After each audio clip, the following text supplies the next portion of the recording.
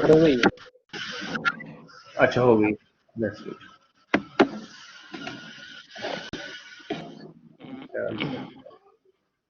अच्छा, मैं ये बता रहा था आपको कि हमारा जो डिफरेंस आता है मेन, जब हमारा बिजनेस कोई भी चेंज होता है, हम मर्चेंडाइजिंग बिजनेस कर रहे हैं, हम सर्विसेज दे रहे हैं, सर्विस का भी,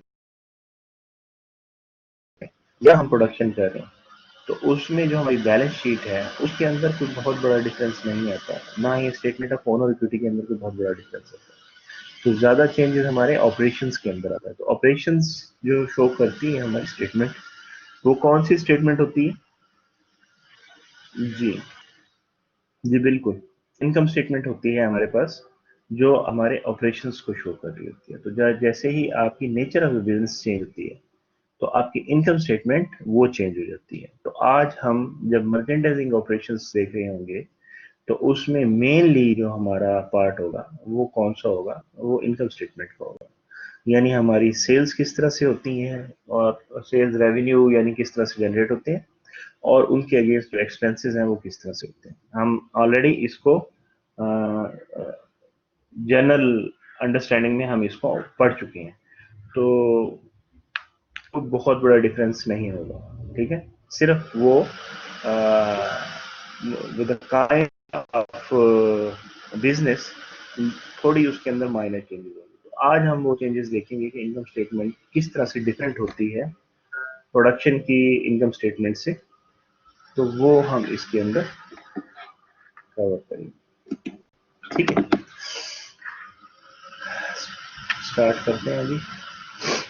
देखें, हमारे पास जो मेन लर्निंग ऑब्जेक्टिव्स हैं वो क्या रहेंगे? वो ये होंगे कि हम डिफरेंस देखेंगे सर्विस और मर्चेंडाइजिंग कंपनीज का। यानी सर्विस कंपनीज, मैंने जैसे भी आपको कहा, हम देख रहे हैं नॉन प्रोडक्शन के अंदर, यानी हम खुद कुछ नॉन मैन्युफैक्चरिंग या नॉन प्रोडक्शन के अंदर हम देख रहे हैं कि हम मैन्युफैक्चर नहीं कर रहे किसी चीज को। तो उसमें हमारे पास दो तरह के बिजनेसेस आते हैं, या तो हम किसी की कोई चीज बनी हुई लेके आगे सेल कर रहे हैं, या फिर हम कोई सर्विसेज प्रोवाइड कर रहे हैं। तो उसमें भी तो हम मैन्युफैक्चरिंग तो नहीं कर रहे ना। तो नॉन मैन्युफैक्चरिंग आप कह लें, उसमें हमारे पास दो टाइप्स है। उन दोनों का डिफरेंस हम देखेंगे कि सर्विस टाइप जो बिजनेस होता है उसकी, अब जैसे मैंने आपको बताया कि मेन डिफरेंस आपका इनकम स्टेटमेंट के अंदर आता है, तो हम इनकम स्टेटमेंट को देखेंगे डिफरेंस जब देख रहे होंगे तो बेसिकली। तो डिफरेंस हम देखेंगे सर्विस और मर्चेंडाइजिंग कंपनीज के अंदर किस तरह का डिफरेंस होता है, ठीक है। और फिर हम ये देखेंगे कि आप जब इनकम स्टेटमेंट बनाते हैं और आपका बिजनेस जो है वो मैन्युफैक्चरिंग भी नहीं है, तो इसका मतलब आप कुछ परचेज करके उसी को सेल कर रहे हैं ना। तो आप उसकी परचेजेस को खास तौर पे देखेंगे, ठीक है। You will see how you will record purchases, कि आप जब परचेज करते हैं अपने बिजनेस के लिए तो उसको किस तरह से रिकॉर्ड करते हैं। तो उसको रिकॉर्ड करने के या उसकी एंट्रीज डालने के आपके पास दो मेथड्स हैं, ठीक है। एक परपेचुअल इन्वेंट्री सिस्टम है, और दूसरा आपके पास पीरियोडिक इन्वेंट्री सिस्टम है आपका, जिसको हम देखेंगे। इसमें हम देखेंगे कि हम किस तरह से परचेजेस को रिकॉर्ड करते हैं अकाउंटिंग को, ठीक है। And at the same time जो आपने परचेज किया उसमें आपने मार्जिन ऐड करके आपने उसे सेल किया, सेल्स रेवेन्यू बनाया। तो you will also see how you will record the sales of your business, merchandising business, ठीक है। ये हम देखेंगे डिटेल के साथ। और फिर हमारे पास क्या होगा कि हम मर्चेंडाइजिंग कंपनी के अंदर जो अकाउंटिंग साइकिल के कॉन्सेप्ट्स हैं, जो स्टेप्स हैं उसके, उनको किस तरह से करेंगे according to the nature of that business, उसको हम देखेंगे। फिर हम दो तरह के हम स्टेटमेंट बनाते हैं, एक हम मल्टीपल स्टेप इनकम स्टेटमेंट बनाते हैं और एक सिंगल स्टेप इनकम स्टेटमेंट बनाते हैं। इन दोनों का हम डिफरेंस देखेंगे कि क्या होता है, ठीक है। तो ये चीजें ओवरऑल हमारी चैप्टर का पार्ट रहेगी।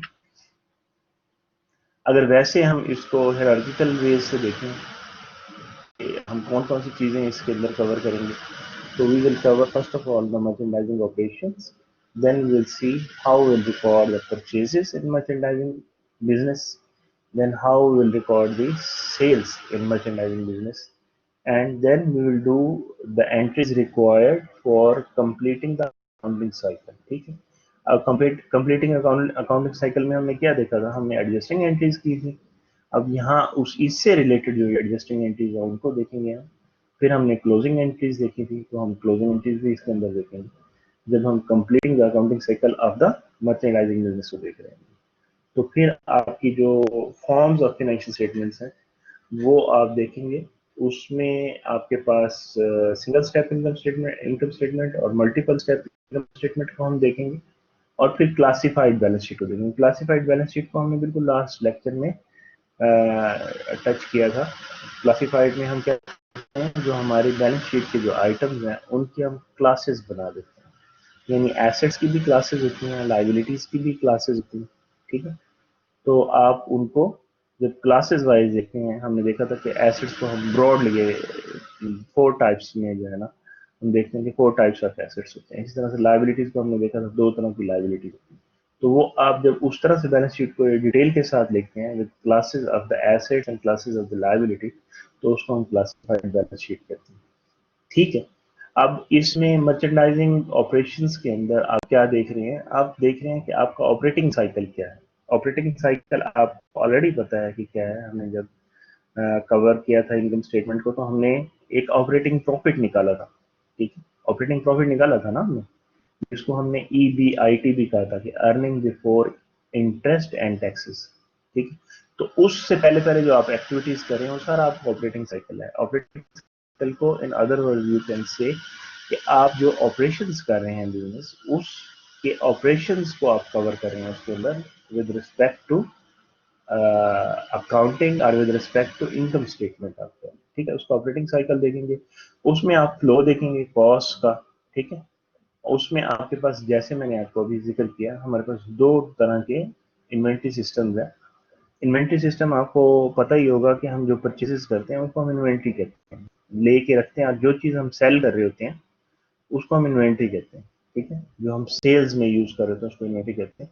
तो आपने फ्लो ऑफ कॉस्ट को देखना है कि आपकी फ्लो ऑफ कॉस्ट क्या रहेगी दोनों तरह के इन्वेंट्री सिस्टम के अंदर। एक हमारे पास परपेचुअल इन्वेंट्री सिस्टम है और एक पीरियोडिक इन्वेंट्री सिस्टम है, ठीक है। फिर हम इसमें एडवांटेजेस देख रहे हैं परपेचुअल के क्या है, ठीक है। ये चीज़ें हमारी कवर अप होंगी।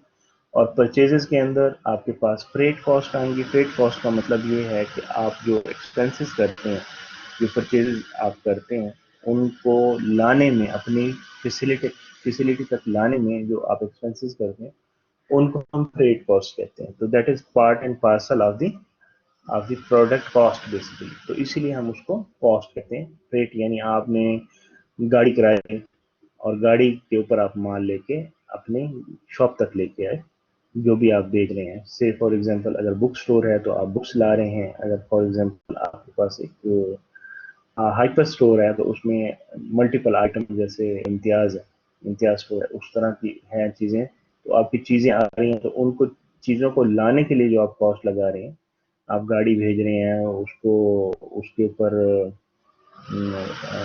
जो लोडिंग और अनलोडिंग के चार्जेस हैं वो हैं, और प्लस उसकी जो उसको उसके मूवमेंट के जो चार्जेस हैं उनको हम फ्रेट चार्जेस कह रहे हैं, ठीक है। That is part of the purchases basically.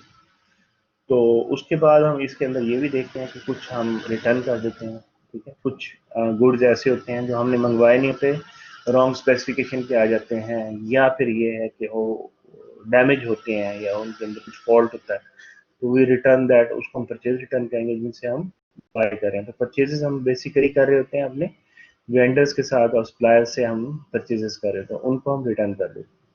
Plus ये है कि हमारा वेंडर या सप्लायर अगर कोई हमें उसके ऊपर कोई डिस्काउंट्स वगैरह दे रहा है तो उसको हम अलाउंसेस कहते हैं। परचेज डिस्काउंट्स और अलाउंसेस में थोड़ा डिफरेंस है, वो भी हम देख लेंगे कि क्या है। लेकिन ये है कि इन दोनों चीज़ों में अलाउंस और जो परचेज डिस्काउंट है, इसके अंदर आपकी जो प्राइस है वो थोड़ी रिड्यूस हो रही होती है, ठीक है। फिर आप इसमें समरी कर लेंगे इसकी कि इसमें कौन कौन सी ट्रांजेक्शन आती है अकाउंटिंग की। And in the same way जैसे परचेज करते हैं आप, उसी तरह से आपने सेल्स ऑफ मर्चेंडाइज, जो कि बेसिकली आपकी मेन सेल है या मेन सेल रेवेन्यू है, उसकी आप ट्रांजेक्शन देखेंगे। आप किस तरह से इसमें देखें, आप कोई चीज़ें बेचते हैं, सेल करते हैं, तो वो रिटर्न भी तो हो सकती है ना, और उसके अंदर अलाउंसेज और सेल डिस्काउंट भी हो सकते हैं। जैसे हम उसको परचेजेज में देख रहे हैं, उसमें हमारा जो सेलर है वो हमारा वेंडर है या सप्लायर है, इसमें हम खुद सेलर, ठीक है।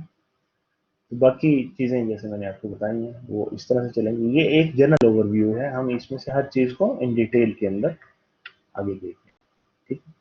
तो स्टार्ट करते हैं, फॉर्मली स्टार्ट करते हैं इस आज के हम टॉपिक को। देख लें मर्चेंडाइजिंग कंपनीज कौन सी होती हैं, जो बाय करती हैं और सेल करती हैं उसको, ठीक है। Primary source of revenue is refer to as sales revenue और सेल्स। इसमें इन्होंने एग्जांपल दी है, वॉलमार्ट की एग्जांपल दी है। वॉलमार्ट जो है ये भी एक बहुत बड़ा जो है, आप कह लें कि हाइपर हाइपर मार्केट है, या हाइपर स्टोर, ठीक है। हाइपर स्टोर हम उसको कहते हैं जिसमें आपकी जो कन्वीनियंस की सारी चीज़ें वहाँ पे आपको मिलती हैं, जिसमें आपकी ग्रोसरीज और अदर आइटम्स होते हैं। इसमें आप बेहतर एग्जांपल जो आप ले सकते हैं वो सलमा और इम्तियाज़ की ले सकते हैं। और बेसिकली ये रिटेलर बिजनेस कहलाता है, ठीक है।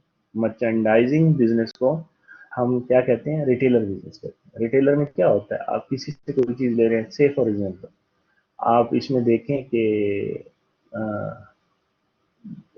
बहुत सारे इस तरह की बिजनेसेस आ जाते हैं जो दूसरों से बाय कर रहे हैं और आगे सेल कर रहे हैं, ठीक है। इसमें आप एग्जांपल्स अपने हिसाब से सोच सकते हैं कोई।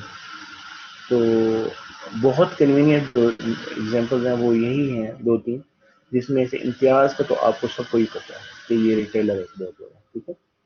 सलमा है फिर, और फिर हाइपर स्टार है, इस तरह के कुछ और मॉल्स हैं, ठीक है, जिनके अंदर इस तरह के काम होते हैं कि वो बाय करते हैं चीज़ें और फिर सेल करते हैं। तो मेन काम इनका बाइंग एंड सेलिंग गुड्स है। तो वो बाय करते हैं और फिर उसी उसी उन्हीं गुड्स के अंदर अपना थोड़ा प्रॉफिट मार्जिन लगाकर तो उसको सेल कर देते हैं, ठीक है। तो आई डोंट थिंक सो इसमें कुछ इशू रहा होगा आपको, ये यहाँ क्लियर होगा। ये इसमें हमने देखा सिर्फ कि मर्चेंडाइजिंग बिजनेस क्या है, ऑपरेशंस कौन से होते हैं, ठीक है। यहाँ उसका प्रोसेस दे दिया उसने कि हम जब मर्चेंडाइजिंग की जब हम इनकम स्टेटमेंट बनाते हैं तो बेसिकली हम करते क्या हैं। तो आप सेल करते हैं, यहाँ जो सबसे पहला पॉइंट है, आप सेल करते हैं चीज़ों को, तो आपके पास सेल्स रेवेन्यू आता है। उसमें से आपकी जो कॉस्ट होती है सेल करने की, उसे माइनस कर देते हैं, तो वो आपके पास ग्रॉस प्रॉफिट आता है, ठीक है। सेल्स रेवेन्यू में से कॉस्ट ऑफ गुड्स सोल्ड आप सब्ट्रैक्ट करते हैं, तो आपके पास ग्रॉस प्रॉफिट आता है, ठीक है। और अगर आप सर्विस बिजनेस में हैं, इन केस यानी आप मर्चेंडाइजिंग के अंदर सर्विस टाइप के अंदर है, तो सर्विस के अंदर आप मुमकिन है कि आपके पास कॉस्ट ऑफ गुड्स सोल्ड हो ही ना, ठीक। आप खाली सर्विसेज दे रहे हैं, इसमें कॉस्ट ऑफ गुड्स सोल्ड हो भी सकती है और नहीं भी हो सकती, लेकिन नॉर्मली नहीं होती, क्योंकि आप गुड्स तो नहीं सेल कर रहे होते ना उसमें, सर्विसेज आप तो सर्विस प्रोवाइड कर रहे होते ना, कंसल्टेंसी टाइप कोई चीज प्रोवाइड कर रहे होते। जैसे आपका टीचर आपको पढ़ा रहा है और वो फीस ले रहा है उसकी, तो उसमें वो कोई गुड्स तो नहीं दे रहा ना आपको, टेंजिबल गुड्स तो कोई नहीं दे रहा, तो उसमें cost of goods sold involve नहीं होता। तो सेल्स रेवेन्यू में से आप कॉस्ट ऑफ गुड्स सोल्ड निकालते हैं, तो आपके पास ग्रॉस प्रॉफिट आता है, और फिर ग्रॉस प्रॉफिट के अंदर से ऑपरेटिंग एक्सपेंसेस निकालते हैं। ऑपरेटिंग एक्सपेंसेस मीन्स वो एक्सपेंसेस जो आपकी कंपनी को ऑपरेट करने के लिए लाजिम है, यानी ऑपरेट करने के लिए का मतलब ये है कि उसकी सेल्स बनाने के लिए, यानी उसकी सेल्स जनरेट करने के लिए जो एक्सपेंसेस लाजिम है, वो उनको हम ऑपरेटिंग एक्सपेंसेस कहते हैं, सॉरी। तो आप ऑपरेटिंग एक्सपेंसेस को जब उसमें से सब्ट्रैक्ट कर देते हैं, तो आपके पास नेट इनकम या लॉस आ जाता है। इसमें हमने अजम्पशन ली है, सिंप्लीफाइड किया है इसको, इसमें कोई इंटरेस्ट और टैक्सेस नहीं ले रहे, ठीक है। और आपको यहाँ पे उसने कॉस्ट ऑफ गुड्स सोल्ड का भी बताया है कि ये क्या होता है, इसकी डेफिनेशन समझिए। Cost of goods sold is the total cost of merchandise sold during the period, ठीक है। जितनी आपकी गुड्स सेल हुई होंगी, उनकी जो कॉस्ट प्राइस है वो आप सब्ट्रैक्ट करेंगे, तो आपके पास ग्रॉस प्रॉफिट है। आई डोंट थिंक सो कि इसमें कोई आपको इशू होगी। तो ये आपका स्लाइड हो गई कि आप मर्चेंडाइजिंग बिजनेस के अंदर जनरली कौन कौन सी चीजों को लेते हैं, ठीक है। उसमें आप कॉस्ट ऑफ सोल्ड को लेते हैं और ऑपरेटिंग एक्सपेंसेस भी लेते हैं, जिनको आप सब्ट्रैक्ट कर रहे हैं, और निकालते क्या है, आप ग्रॉस प्रॉफिट निकालते हैं और नेट इनकम निकालते हैं। इन केस अगर आपके पास इंटरेस्ट और टैक्सेस वगैरह आएंगे तो फिर आपकी नेट इनकम यहाँ नहीं निकलेगी, नेट इनकम लॉस नहीं निकलेगी, क्योंकि यहाँ आपका सब्ट्रैक्ट होगा, सब्ट्रैक्ट इंटरेस्ट, फिर सब्ट्रैक्ट टैक्स होगा और फिर आपके पास नेट इनकम आएगी। तो आप इसको, यहाँ नेट इनकम लिखा हुआ है, इसको आप क्या कहते हैं, ऑपरेटिंग इनकम कहते हैं या ऑपरेटिंग प्रॉफिट कहते हैं, ठीक। देखें जी, ये ऑपरेटिंग साइकिल है आपका, अभी हमने जिक्र किया था ऑपरेटिंग साइकिल का।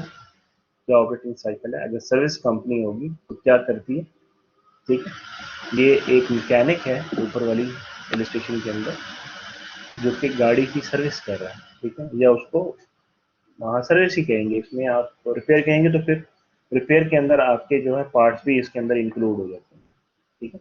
तो वो सर्विस कर रहा है इसको, या इसकी ट्यूनिंग वगैरह कर रहा है, तो इसकी ट्यूनिंग में वो कोई चीज़ इसके अंदर ऐड नहीं कर रहा है, सिर्फ इसको ठीक कर रहा है। तो वो उस सर्विस को परफॉर्म करने के अगेंस्ट वो कैश ले, ठीक है।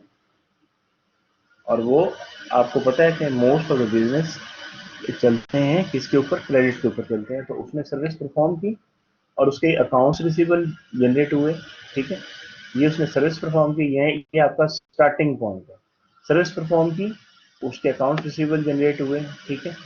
और उसने क्या किया, उसने उनको मेल की या उनको लेटर भेजा कि भाई आपके अकाउंट रिसीवेबल है, तो आप मुझे अपने अकाउंट रिसीवेबल जो भी आपके बनते हैं वो उनको क्लियर करें, जो भी उनका टाइम होगा, क्योंकि इसमें टर्म देते हैं, ये भी अभी आज देखेंगे हम इस लेक्चर के अंदर कि क्या टर्म देते हैं। तो उसके बाद उसको कैश रिसीव हो जाता है। जबकि मर्चेंडाइजिंग के अंदर क्या होता है, मर्चेंडाइजिंग के अंदर ये होता है कि आप इन्वेंट्री बाय करते हैं, ठीक है, ठीक है, इन्वेंट्री बाय करते हैं। इसका प्रोसेस अगर आप यहाँ से देखें तो कहाँ से स्टार्ट होगा, यहाँ ये पहला होगा, ये पहला होगा या ये पहला होगा। देखें ये यहाँ पे उसने मॉनिटर्स दिखाए हैं, यहाँ इसका स्टेप क्या होगा, सबसे पहले इसका पहला स्टेप आप कह लें कि ये होगा, इन्वेंट्री सेल हुई, उसके अकाउंट रिसीवेबल जनरेट हुए, अकाउंट रिसीवेबल जनरेट हुए, उसके बाद आपने नोटिफाई किया कि जी इसकी पेमेंट जो रहती है वो पेमेंट करें, वो पेमेंट करेंगे। आपने कैश रिसीव किया, जब आपने कैश रिसीव किया तो फिर आपने इन्वेंट्री खरीदी। देखेंगे टीवी है बेसिकली, टीवी लिखा है उस पर, मैं आप मॉनिटर कह रहा था, ये टीवी है या हो या मॉनिटर हो, एक ही जैसी बात ही है।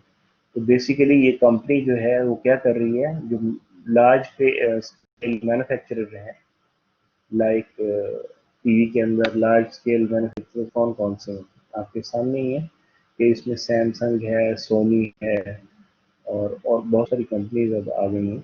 तो वो क्या करते हैं, वो जो प्रोडक्शन कर रहे हैं उनसे वो बाय करते हैं, ठीक है, इन्वेंट्री चीज़ें बाय करते हैं, तो वो इन्वेंट्री में उनके आ जाती हैं, तो इन्वेंट्री से कुछ वो डिस्प्ले पे लगा देते हैं, जो बिक जाती हैं तो फिर अकाउंट से जनरेट होते हैं और फिर उनके अगेंस्ट कैश होता है। तो ये पूरा ऑपरेटिंग साइकिल है सर्विस कंपनी का, और ये मर्चेंडाइजिंग कंपनी का। तो अगर हम इसको, इसकी डेफिनेशन को देखें तो डेफिनेशन के हिसाब से क्या है, operating cycle of merchandising company ordinarily is longer than that of service company. दोनों को कंपेयर किया है उसने। इसमें लॉन्गर क्यों है, क्योंकि इसमें आप गुड्स ले रहे हैं, ठीक है, फिर इन्वेंट्री बन रही है, फिर वो सेल हो रही है, फिर वो अकाउंट से जनरेट होते हैं। तो ये यहाँ से ये वाला जो पार्ट है, इन्वेंट्री वाला पार्ट, ये इसके अंदर नहीं है सर्विस कंपनी के अंदर। सर्विस कंपनी के अंदर जाहिर है कि वो आपके नहीं होते, इन्वेंट्री नहीं होती आपकी, राइट जी। अभी कुछ ये बेसिक चीजें हैं, ये करके फिर मैं आपके क्वेश्चंस वगैरह देखता हूँ। वैसे डॉक्टर रियाज साहब बैठे हैं, डॉक्टर रियाज साहब आप जरा देखिएगा इनकी जो क्यूरीज वगैरह आती है ना टेक्स्ट के जी ऊपर। सर, मैं देख रहा हूँ। तो इसमें कॉस्ट की फ्लो क्या होती है, मर्चेंडाइजिंग की जब मैं बात कर रहा हूँ तो इट मीन इसमें इन्वेंट्री इन्वॉल्व होगी। जब इन्वेंट्री इन्वॉल्व होगी तो इसका मतलब है कि आपकी जो ओरिजिनल कॉस्ट है, इसकी एग्जांपल आप उसी तरह से लें जैसे मैं एक एग्जांपल आपको मोबाइल फोन या स्मार्टफोन दे रहा था, आपने स्मार्टफोन लिया, अब आपने वो बेचने हैं, तो आपको जो आपने जिस प्राइस पे लिया है वो आपकी कॉस्ट ऑफ गुड्स सोल्ड है, या उसको आप बेचने के लिए कुछ अगर एडवर्टाइजिंग करते हैं, किसी को बताते हैं, कुछ एक्सपेंस करते हैं, तो वो भी उसके अंदर इंक्लूड हो जाता है कॉस्ट ऑफ गुड्स सोल्ड के अंदर ना। ठीक है,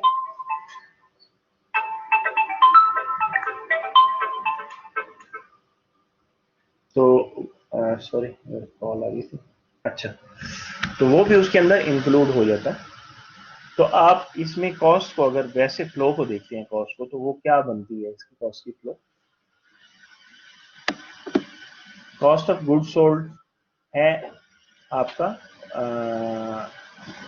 इसको आप देखें कहाँ से स्टार्ट करेंगे, कॉस्ट ऑफ गुड्स परचेज। अब कॉस्ट ऑफ गुड्स परचेज आपने परचेजेस की, आपने चीजें ली, आपकी बेसिकली मर्चेंडाइजिंग के अंदर काम स्टार्ट कहाँ से होगा, आप कुछ लेंगे रखेंगे अपने पास तो वो सेल होगा। जो आप लेंगे उसकी आप परचेजेस की कॉस्ट निकालेंगे तो उसके अंदर फ्रेट के चार्जेस वगैरह भी उसी के अंदर आते हैं। ठीक, और अगर चलता बिजनेस है, से फॉर एग्जांपल उसका फर्स्ट ईयर नहीं है, अगर फर्स्ट ईयर होगा उसका बिजनेस का, यानी अभी स्टार्ट हुआ है, तो उसकी बिगिनिंग इन्वेंटरी नहीं होगी या ओपनिंग इन्वेंटरी उसकी नहीं होगी। लेकिन अगर चलता बिजनेस है तो कुछ चीजें उसके पास पहले मौजूद हैं और कुछ आपने मजीद परचेजेस की, तो उनकी कॉस्ट ऑफ गुड्स परचेज उसके अंदर आ गया। तो ये दोनों चीजें आपकी cost of goods available for sale, यानी जितनी चीजें भी आपके पास अवेलेबल हैं सेल के लिए टोटल, उनको वो कह रहा है cost of goods available for sale. ठीक, तो उसके अंदर आपकी कुछ चीजें बिक गई और जो नहीं बिकी वो आपकी इन्वेंट्री के अंदर रह गई। ठीक है, जो बिक गई उनको आपने काउंट कर लिया या उनकी कॉस्ट को आपने ले लिया किसके अंदर, कॉस्ट ऑफ गुड्स सोल्ड के अंदर, जो सेल से माइनस होकर आपकी इनकम स्टेटमेंट हिस्सा बन गई। और जो बच गई इन्वेंट्री आपके पास जो सेल नहीं हुई, मे बी वो नेक्स्ट पीरियड में सेल होगी, जो नेक्स्ट पीरियड में सेल होगी उसको आपने कह दिया ये क्लोजिंग एंट्री है या आपकी एंडिंग इन्वेंट्री। ठीक है, ये बिगिनिंग इन्वेंट्री या ओपनिंग इन्वेंट्री थी, ये क्लोजिंग या एंडिंग इन्वेंट्री। ठीक है, तो कंपनीज जो है दो तरह की इन्वेंट्री सिस्टम यूज करते हैं, एक परपेचुअल इन्वेंट्री सिस्टम यूज करते हैं और पीरियोडिक इन्वेंट्री सिस्टम यूज करते हैं। दोनों में, दोनों की ट्रीटमेंट में फर्क है। इन्वेंट्री वैसे की वैसे ही रहती है, ठीक है, जो चीजें आप लेते हैं वो तो वैसे ही रहती है, तो उनका ट्रीटमेंट जो है वो किस तरह से होता है वो हम यहाँ पे देखेंगे। चाहे परपेचुअल इन्वेंट्री सिस्टम यूज करें या पीरियोडिक यूज करें, आपका जो कॉस्ट का फ्लो है वो इस तरह से रहेगा, लेकिन हम उनकी जो ट्रांजेक्शन करेंगे उसके अंदर थोड़ा बहुत डिफरेंस आएगा। ठीक है, और उनका जो ट्रांजैक्शन पर डिफरेंस होगा उसी से आप उसको आइडेंटिफाई करेंगे कि ये परपेचुअल इन्वेंट्री सिस्टम है और ये पीरियोडिक इन्वेंट्री सिस्टम है। ठीक है, अभी देखें इसमें उसने पहले एक्सप्लेन किया है कि परपेचुअल सिस्टम में क्या कुछ आपका इंक्लूड होता है, क्या करते हैं इसके अंदर आप। इसमें परपेचुअल सिस्टम के अंदर आप डिटेल रिकॉर्ड रखते हैं कॉस्ट का, इन्वेंट्री परचेज और सेल दोनों। ठीक है, इट्स अबाउट इन्वेंट्री, तो इन्वेंट्री आपने परचेज भी की, इन्वेंट्री सेल भी की। जो परचेज की वो cost of goods available for sale के अंदर आपकी ऐड हो रही है, जो सेल कर रहे हैं आपको वो कॉस्ट ऑफ गुड्स सोल्ड के अंदर आपकी ऐड हो रही है। ठीक है, और फिर आप इसके अंदर और क्या करते हैं जी, इसमें आप record continuously show inventory that should be on hand for every item. ठीक है, आप साथ साथ इसके हर आइटम को यानी रनिंग बैलेंस के अंदर रखते हैं। आपको ये भी पता होता है कि हर आइटम के आपके पास कितना काउंट मौजूद है। ठीक है, कितना नंबर मौजूद है, क्वांटिटी कितनी उसकी मौजूद है। ठीक है, साथ के साथ इसमें रिकॉर्ड करते हैं सब्सिक्वेंट सिस्टम के अंदर। और company determines cost of goods sold each time a sale, यानी एक तरह का इंटरेक्टिव आपका सिस्टम हो गया। जैसे ही आपने एक सेल की तो आपने यानी एक सिंगल सेल किया आपने, तो सिंगल सेल के बाद भी आप बता सकते हैं कि आपके पास आपकी कॉस्ट ऑफ गुड्स सोल्ड क्या है सिंगल आइटम के लिए। ठीक है, सिंगल आइटम के लिए का मतलब वही होगा कि फॉर एग्जांपल आप एक बुक बेच रहे हैं, तो एक बुक की आपकी कॉस्ट क्या होगी, आप यूनिट वाइज कॉस्ट इसके अंदर निकाल दें। ठीक है, या एक स्मार्टफोन बेच रहे हैं तो एक स्मार्टफोन की आपको आपको कॉस्ट क्या पड़ी है, वो कॉस्ट ऑफ गुड्स सोल्ड है। ठीक है, आपको कॉस्ट क्या पड़ी है, वो उसकी कॉस्ट ऑफ गुड सोल्ड है, तो आप ईच आइटम की कॉस्ट ऑफ गुड सोल्ड निकाल रहे होते हैं। ठीक है, परपेचुअल सिस्टम के अंदर डिटेल रिकॉर्ड मेंटेन करते हैं, ठीक है, और इन्वेंट्री का काउंट भी आपके पास मौजूद मौजूद होता है, और आपके पास जो कॉस्ट है वो भी यूनिट वाइज कॉस्ट मौजूद है परपेचुअल के अंदर। ठीक, तो उसी हिसाब से आप उसको लेके चलते हैं। अब इसको इसकी इलस्ट्रेशन भी साथ आ जाएगी। पीरियोडिक सिस्टम के अंदर क्या करते हैं हम डिटेल रिकॉर्ड नहीं रखते हैं, ठीक है, और cost of goods sold determined by count at the end of the accounting period. हम जब फॉर एग्जांपल हम एक मंथ का अकाउंटिंग पीरियड ले रहे हैं, एक महीने बाद हम इनकम स्टेटमेंट बना रहे हैं, तो हम पूरे महीने का काउंट की जो है वो कॉस्ट निकालेंगे, नॉट फॉर एवरी आइटम, ठीक है। और आप जो कॉस्ट ऑफ गुड्स सोल्ड जो आप निकालते हैं वो भी पूरे पीरियड के लिए ही निकालेंगे। इसमें यहाँ पे एग्जांपल दी हुई है, बिगिनिंग इन्वेंट्री जो कि ओपनिंग इन्वेंट्री होती है, एग्जांपल के तौर पे वो 100,000 है। तो अगर आपने कुछ और परचेजेस किए हैं उस पीरियड के दौरान, से फॉर एग्जांपल ये 1 मंथ है, हम इसको वही 1 मंथ ले लेते हैं जैसे हम पहले लेके आ रहे थे, 1 अक्टूबर से लेके 31 अक्टूबर तक आपका ये मंथ है। तो आपने 1 अक्टूबर से लेके 31 अक्टूबर तक आपने जो परचेजेस किए हैं वो आपकी 800,000 की, तो टोटल गुड्स आपके पास कितनी अवेलेबल हैं अभी, 900,000 अवेलेबल है। तो जो अवेलेबल है वो अवेलेबल फॉर सेल ही होंगे।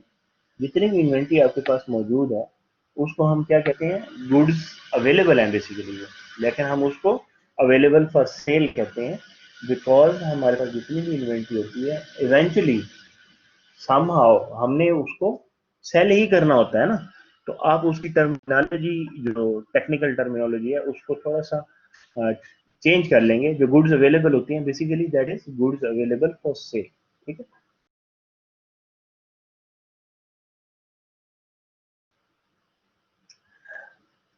उसमें से जो आपकी सेल हो जाएंगी 900,000 टोटल थी आपके पास, जो सेल हो गई, आपको कैसे पता चलेगा, जब आप काउंट करेंगे कि आपके पास टोटल इन्वेंट्री या कितनी बच गई है, तो उसको आप उसमें से सब्ट्रैक्ट कर देंगे। जो क्लोजिंग इन्वेंट्री है उसको सब्ट्रैक्ट करेंगे तो आपको पता चलेगा कि आपकी इतने कॉस्ट की जो इन्वेंट्री है वो सेल हो गई। जो सेल हो गई है इन्वेंट्री, इतने कॉस्ट की सेल हो गई या इतनी इन्वेंट्री सेल हो गई, हम कहते हैं कि 10 आइटम्स बिक गए, 10 आइटम्स बिक गए, तो आप क्या कहेंगे कि नंबर ऑफ आइटम्स सोल्ड, ठीक है।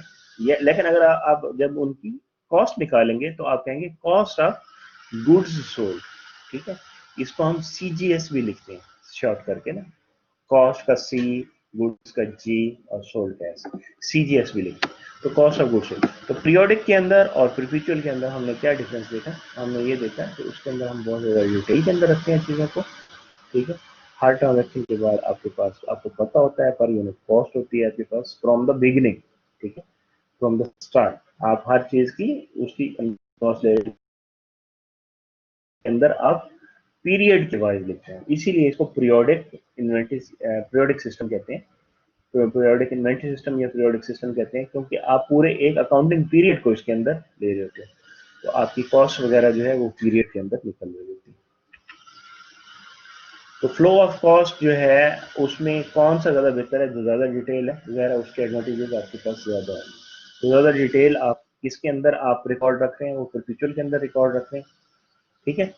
तो ट्रेडिशनली जो हम जो यूज़ करते हैं परपेचुअल सिस्टम को, वो वहाँ यूज़ करते हैं जहाँ के आपकी जो इन्वेंट्री की यूनिट वाइज कॉस्ट बहुत हाई होती है, यानी कॉस्टली आइटम्स को आप परपेचुअल सिस्टम के ऊपर रखते हैं, जबकि जो छोटे छोटे आइटम्स हैं उनको आप पीरियोडिक के ऊपर रखते हैं, ठीक है। और आपको इसमें क्या फायदा होता है, आपको क्वांटिटी का भी पता होता है at any, after any sales, after even a single sale, आपको जो ऑन हैंड क्वांटिटी होती है यूनिट वाइज, से फॉर एग्जांपल आप जो अब मोबाइल शॉप है वो एक तरह के मोबाइल तो नहीं बेचती ना, एक मोबाइल शॉप है वो सैमसंग की मोबाइल भी बेचती है, वो आईफोन भी बेचती है, वो और दूसरी कंपनीज के भी बेचती है मोबाइल्स, ओप्पो के और बहुत सारे। तो हर एक की कॉस्ट तो डिफरेंट है ना, अगर वो सब जो है मतलब उनकी वैल्यू हाई है, लेकिन आपको क्या चाहिए, आपको इंडिविजुअल रिकॉर्ड चाहिए हर फोन के अंदर हम अगर एक फोन की बात करें तो उसके अंदर भी बहुत सारे मॉडल्स होते हैं, तो हर मॉडल की प्राइस डिफरेंट होती है। स्मार्टफोन्स के अंदर आपके पास सैमसंग है, उसके अंदर आपके पास S10 है, S20 है, इस तरह से पता नहीं कितनी मॉडल्स हैं, तो हर मॉडल की प्राइस डिफरेंट है। तो परपेचुअल सिस्टम अगर आप चला रहे हैं तो even for a single model you know the cost and the quantity available with you each after each and every transaction. After each and every transaction से मतलब क्या है, after each and every sales. आपने एक unit बेचा, आपने 10 बेचे, इकट्ठे 10 बेच दिए, आपने 5 सेल किए, आपने जितने भी सेल किए हैं, you know after each transaction या आफ्टर ईच सेल्स कि आपके पास क्वांटिटी कितनी बच गई, हर हर काइंड ऑफ इन्वेंट्री की, हर काइंड ऑफ इन्वेंट्री की, हर काइंड ऑफ आइटम की कितनी इन्वेंट्री बच गई। You know not only the count of the inventory but also you know the cost of each unit of the inventory in the perpetual system. तो जब आपके पास high value items होंगे जिन्हें आप सेल कर रहे हैं, तो you traditionally you use the perpetual system. उसमें आपको बेनिफिट ये होगा कि आप बेहतर तौर पे देख सकते हैं कि क्या सेल हो गया, क्या बच गया आपके पास, ठीक है। तो इससे आपके पास बेहतर कंट्रोल बेहतर होगा इन्वेंट्री के ऊपर, जबकि पीरियोडिक के अंदर आपको इतना अच्छा कंट्रोल इसलिए नहीं मिलता क्योंकि आप उसमें पूरे पीरियड की कॉस्ट निकाल रहे होते हैं और पूरे पीरियड की क्वांटिटी निकाल रहे होते हैं। जो काउंट आप कर रहे होते हैं वो एट द एंड पे कर रहे होते हैं। जब आप स्टेटमेंट बनाने जाते हैं तो उस वक्त आप काउंट करते हैं कि आपके पास एंडिंग इन्वेंट्री में कितने यूनिट्स बचे होते हैं। तो आप एंडिंग इन्वेंट्री को जब सब्ट्रैक्ट करते हैं तो आपके पास कॉस्ट ऑफ गुड्स सोल्ड आता है, जो बिक गए हैं आपके पास वो वहाँ से आता है।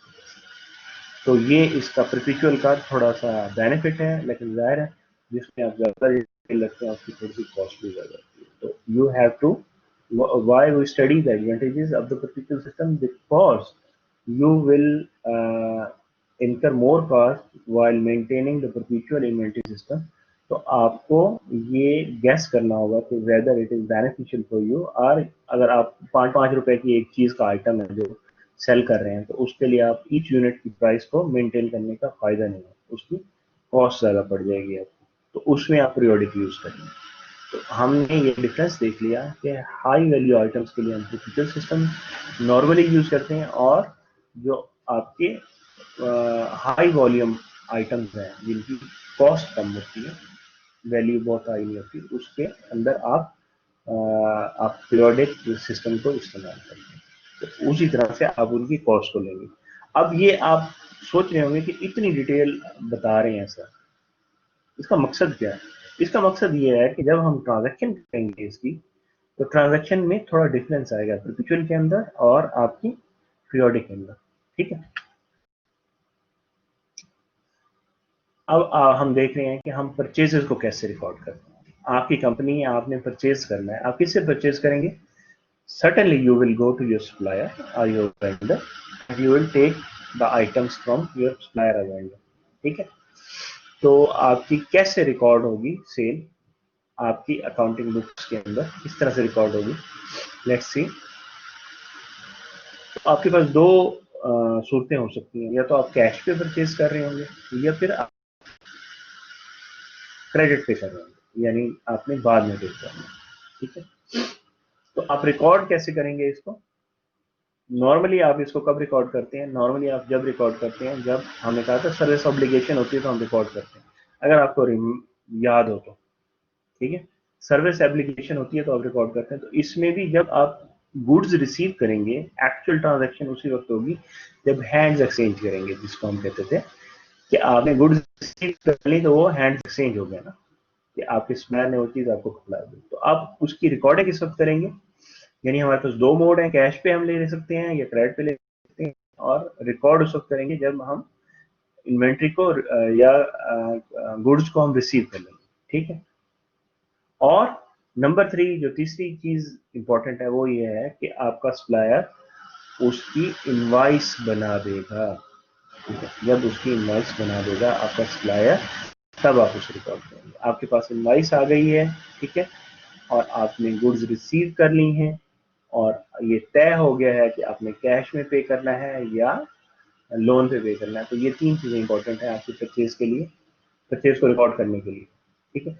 अब आपके सामने यहाँ इसने एक वो इनवाइस दिया है, ये परचेज इनवाइस है,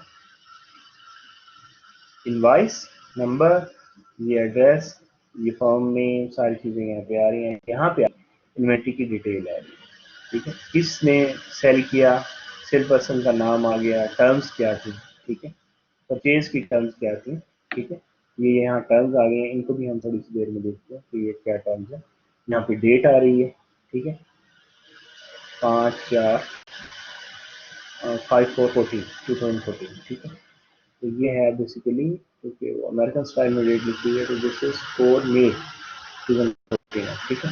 कैटलॉग नंबर है, ये आपका जब आप प्रोडक्ट्स को सेल कर रहे थे तो उनको उनका कोई नंबर आप अलर्ट करते हो। आपने देखा होगा कि जब आप IKEA स्टोर पे जाते हैं तो कोई भी चीज़ आप बाय करते हैं तो वो उन्होंने स्कैनर लगाया होता है जहाँ पे आपने कैश पे करना होता है या जहाँ आपने उसकी पेमेंट करनी होती है, तो वो एक बार कोड बना होता है और उसके नीचे एक नंबर भी होता है, तो वो नंबर क्या होता है, वो एक स्पेशल नंबर होता है जो उसी प्रोडक्ट का होता है, जिससे वो आइडेंटिफाई होती है आपके सिस्टम के अंदर, तो ये उसको आप समझ लें कि यहाँ उसमें कैटलॉग नंबर का, ठीक है, उसको प्रोडक्ट आईडी भी कह सकते हैं आप, ठीक है, तो ये कैटलॉग नंबर है, और फिर ये उसकी डिस्क्रिप्शन है कि ये है क्या चीज़, ठीक है, प्रिंटेड सर्किट है, बोर्ड प्रोटोटाइप, ये उसका नाम हो गया, और आगे उसकी क्वांटिटी, फिर प्राइस, और क्वांटिटी और प्राइस को मल्टीप्लाई किया तो आपके पास अमाउंट आ गई, ठीक है, ठीक है, क्वांटिटी और प्राइस को मल्टीप्लाई किया तो ये प्राइस है, तो ये दूसरा आइटम है,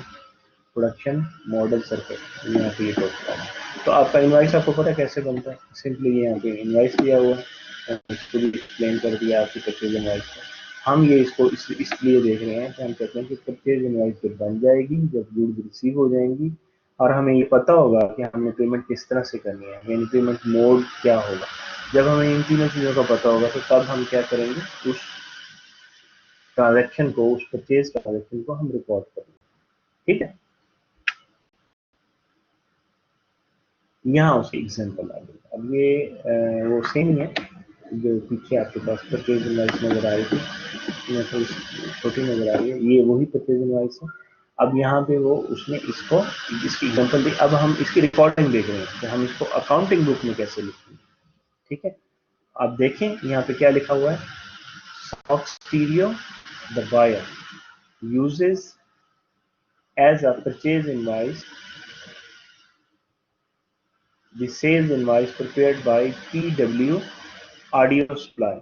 अब ये जो सेल्स इनवाइस कौन बना रहा है, ये आपका सप्लायर बना रहा है ना, आप तो बाय कर रहे हैं, आप बाय कर रहे हैं, सेल्स इनवाइस आपकी परचेज है, किसी की तो सेल्स है ना, आप जो बाय कर रहे हैं वो दूसरे की सेल्स है, जो जो बेच रहा है आपको, आप खरीद रहे हैं तो आप बायर हैं, जो बेच रहा है वो सेलर, जो सेलर है वो सेल्स इनवाइस बनाएगा, आपके लिए वो परचेज इनवाइस होगी, ठीक है, ठीक है, यूज समझिए इसको, uses as a purchase invoice, वो किसकी परचेज, वो किसको परचेज इनवाइस के तौर पे यूज करता है, जो आपका सप्लायर है उसकी जो सेल्स इनवाइस है उसको वो as a purchase invoice use कर रहा है, और prepared by PW audio supply, जो आपका सप्लायर है, जो सेलर है आपका, तो कहता है इसकी जो है आपके पास ये इनवाइस आ गई है आपके सामने, तो आप इसकी जनरल एंट्री करिए, किसके लिए, जिसने बाय किया, ठीक है, जिसने सेल किया उसके लिए नहीं, क्योंकि वो भी रिकॉर्ड करेगा अपनी बुक्स के अंदर, हम जो पर्सपेक्टिव ले रहे हैं,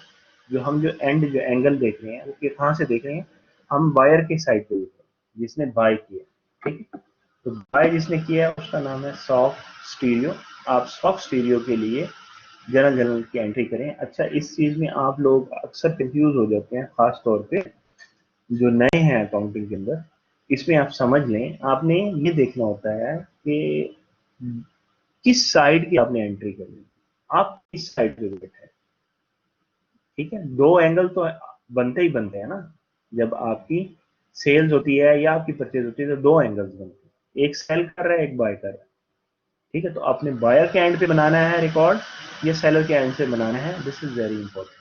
तो आप जो जिस एंड पे भी हैं सिर्फ उस एंड को आप देखेंगे, दूसरे एंड को आप कंसीडर नहीं करेंगे, वो उन्होंने खुद करना, ठीक है।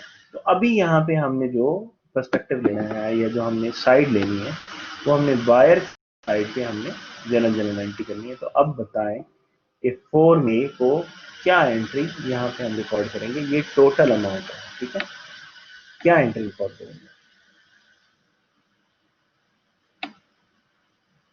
कोई आइडिया?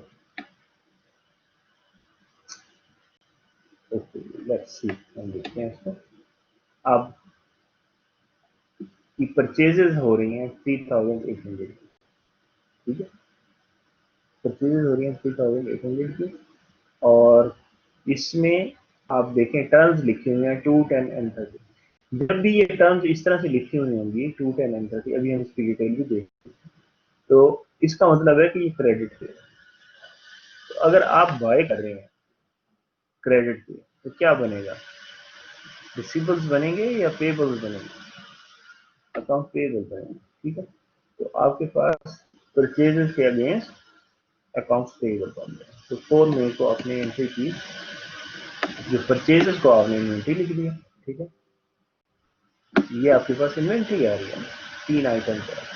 तो इन्वेंट्री आपने लिख दी, इसको परचेजेस भी लिखते हैं, ठीक है। तो इन्वेंट्री लिख दी आपने 3800, और इसके लिए आपके पेबल्स बने 3800 के, आपने ये पैसे पे करने हैं। हमें कहाँ से पता चला? यहाँ टर्म से पता चला, वरना यहाँ कैश लिखा होता, ठीक है। हमने एक परचेज ट्रांजैक्शन को रिकॉर्ड कर लिया, कौन सी? मर्चेंडाइजिंग कंपनी की परचेजेस को रिकॉर्ड कर लिया। ये जनरल के अंदर आपको बाकी तो पता है, डेट कैसे डालते हैं, सारी चीजें कैसे करते हैं, तो आपको एक मर्चेंडाइजिंग की उसका पता, ठीक है। आगे बढ़ते हैं।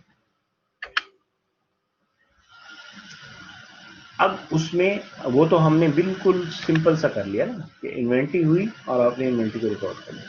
अब इसको थोड़ा सा कॉम्प्लिकेट करते हैं कि इसके अंदर और कॉस्ट भी तो है ना जो इसके अंदर इंक्लूड हो रही है। वो कौन सी कॉस्ट है आपकी? वो कॉस्ट है आपकी वही फ्रेट चार्जेस हैं, लोडिंग अनलोडिंग के चार्जेस हैं, वो सारे आपके इसके अंदर आ जाएंगे। वो कॉस्ट बन जाएगी उसकी कि आपको वो चीज ला के अपने स्टोर में रखने के लिए कितने पैसे लगाने पड़े, वो आपकी कॉस्ट बनेगी। तो ये देखिए, इसमें उसने उसको दिखाया है आपके, विजुअली दिखाया है इसको, टर्म्स ऑफ सेल को दिखाया, टर्म्स ऑफ सेल को। एफओबी शिपिंग पॉइंट का मतलब है कि फ्री ऑन बोर्ड इसको कहते हैं, एफओबी शिपिंग पॉइंट, यानी जहां से आपने भेजना है वहां पे। अब अगर आप देखें यहाँ पे तो सेलर आपको कहाँ पे नजर आ रहा है? एक जगह पे सेलर आपका सिर्फ लोड करता हुआ नजर आ रहा है, दूसरी जगह पे बायर को हैंड ओवर करता हुआ नजर आ रहा है, ठीक है। तो इसमें जो दोनों में डिफरेंस है वो क्या है? इसमें शिपिंग पॉइंट है, एफओबी शिपिंग पॉइंट है, और इसमें एफओबी डेस्टिनेशन, यानी इसमें जहां से उसने लोडिंग करानी थी अपने ही जगह से या पोर्ट से या जहां से भी, अगर आप इंटरनेशनली इसको ले रहे हैं, तो वो वहां तक की कॉस्ट वो बायर जो है वो बेयर करता है। जहां उसने पहुंचाना ही है चीजें, आप कहते हैं ना कि पहुंच हमें हमारे स्टोर पे चाहिए, ठीक है, तो वो उसमें एफओबी डेस्टिनेशन होगी, स्टोर के ऊपर चाहिए आपको अपने इन्वेंट्री इन्वेंट्री की जो जगह है, जो इन्वेंट्री स्टोर है आपका, वहां पे आपको माल चाहिए, तो वो एफओबी डेस्टिनेशन है, ठीक है। और जो आपको वो वहीं से वो लोड करा के भेज देता है गाड़ी पे, तो उसको एफओबी डेस्टिनेशन करेंगे। तो इसको उसने थोड़ा सा एक्सप्लेन किया। तो इसमें हम क्यों पढ़ रहे हैं इसको, ठीक है, क्यों पढ़ रहे हैं इसको? हमको इसको इसलिए पढ़ रहे हैं कि जब वो एफओबी शिपिंग पॉइंट होगा तो आगे की कॉस्ट हमें बेयर करनी पड़ेगी। जो फ्रेट चार्जेस होंगे वो बायर जो है वो बेयर करेगा। इसमें ये जो गाड़ी लेके आ रही है, इस गाड़ी का किराया मैंने देना है, बायर ने देना है, और इसमें ये गाड़ी का किराया सप्लायर दे के आया, ठीक है आपको। तो बायर को ये कॉस्ट पड़ रही है, इसमें बायर को इसकी भी कॉस्ट पड़ रही है, और इसमें ये कॉस्ट भी ऐड करेगा, ठीक है। तो इसको यहाँ थोड़ा सा एक्सप्लेन किया। Ownership of goods passes to the buyer when the public carrier accepts the goods from the seller. तो इसके पास बेसिकली पेपर्स वगैरह होते हैं, वो चेक करेगा कौन सी गुड्स थी, वो उनको देख के वेरीफाई करके, वो उसको किस तरह से वेरीफाई कर सकता है? दो तरीके हो सकते हैं, या तो आपने परचेज इनवॉइस खुद बनाई हो, या फिर वो जो आपके सेलर ने या जो आपके वेंडर ने या सप्लायर ने जो आपको सेल्स इनवाइस बनाई है, उस सेल्स इनवाइस को पकड़ें आप और उसके हिसाब से आप चेक कर लें कि कितने आइटम्स हैं जो मैं लेके जा रहा हूँ, जो पब्लिक कैरियर वाला। जैसे ही वो देख लेगा, जैसे ही वहां से वो देगा तो आपकी ओनरशिप ट्रांसफर हो गई। उसने इसमें लोड किया और आपकी ओनरशिप ट्रांसफर हो गई। ठीक है, गुड्स रिसीव हो गया, अब ये इन्होंने आपको गुड्स दिया, इससे तो आ गया ना। तो अब आपकी ओनरशिप ट्रांसफर हो गई। यहाँ पे आपकी ओनरशिप ट्रांसफर होगी जब वो आपको डेस्टिनेशन पे आके आपको हैंड ओवर करेगा। तो ओनरशिप आपकी ट्रांसफर कहाँ पे, यहाँ पे होगी एफओबी शिपिंग पॉइंट में, और इसमें के अंदर आपके प्लेस के ऊपर होगी। ठीक है,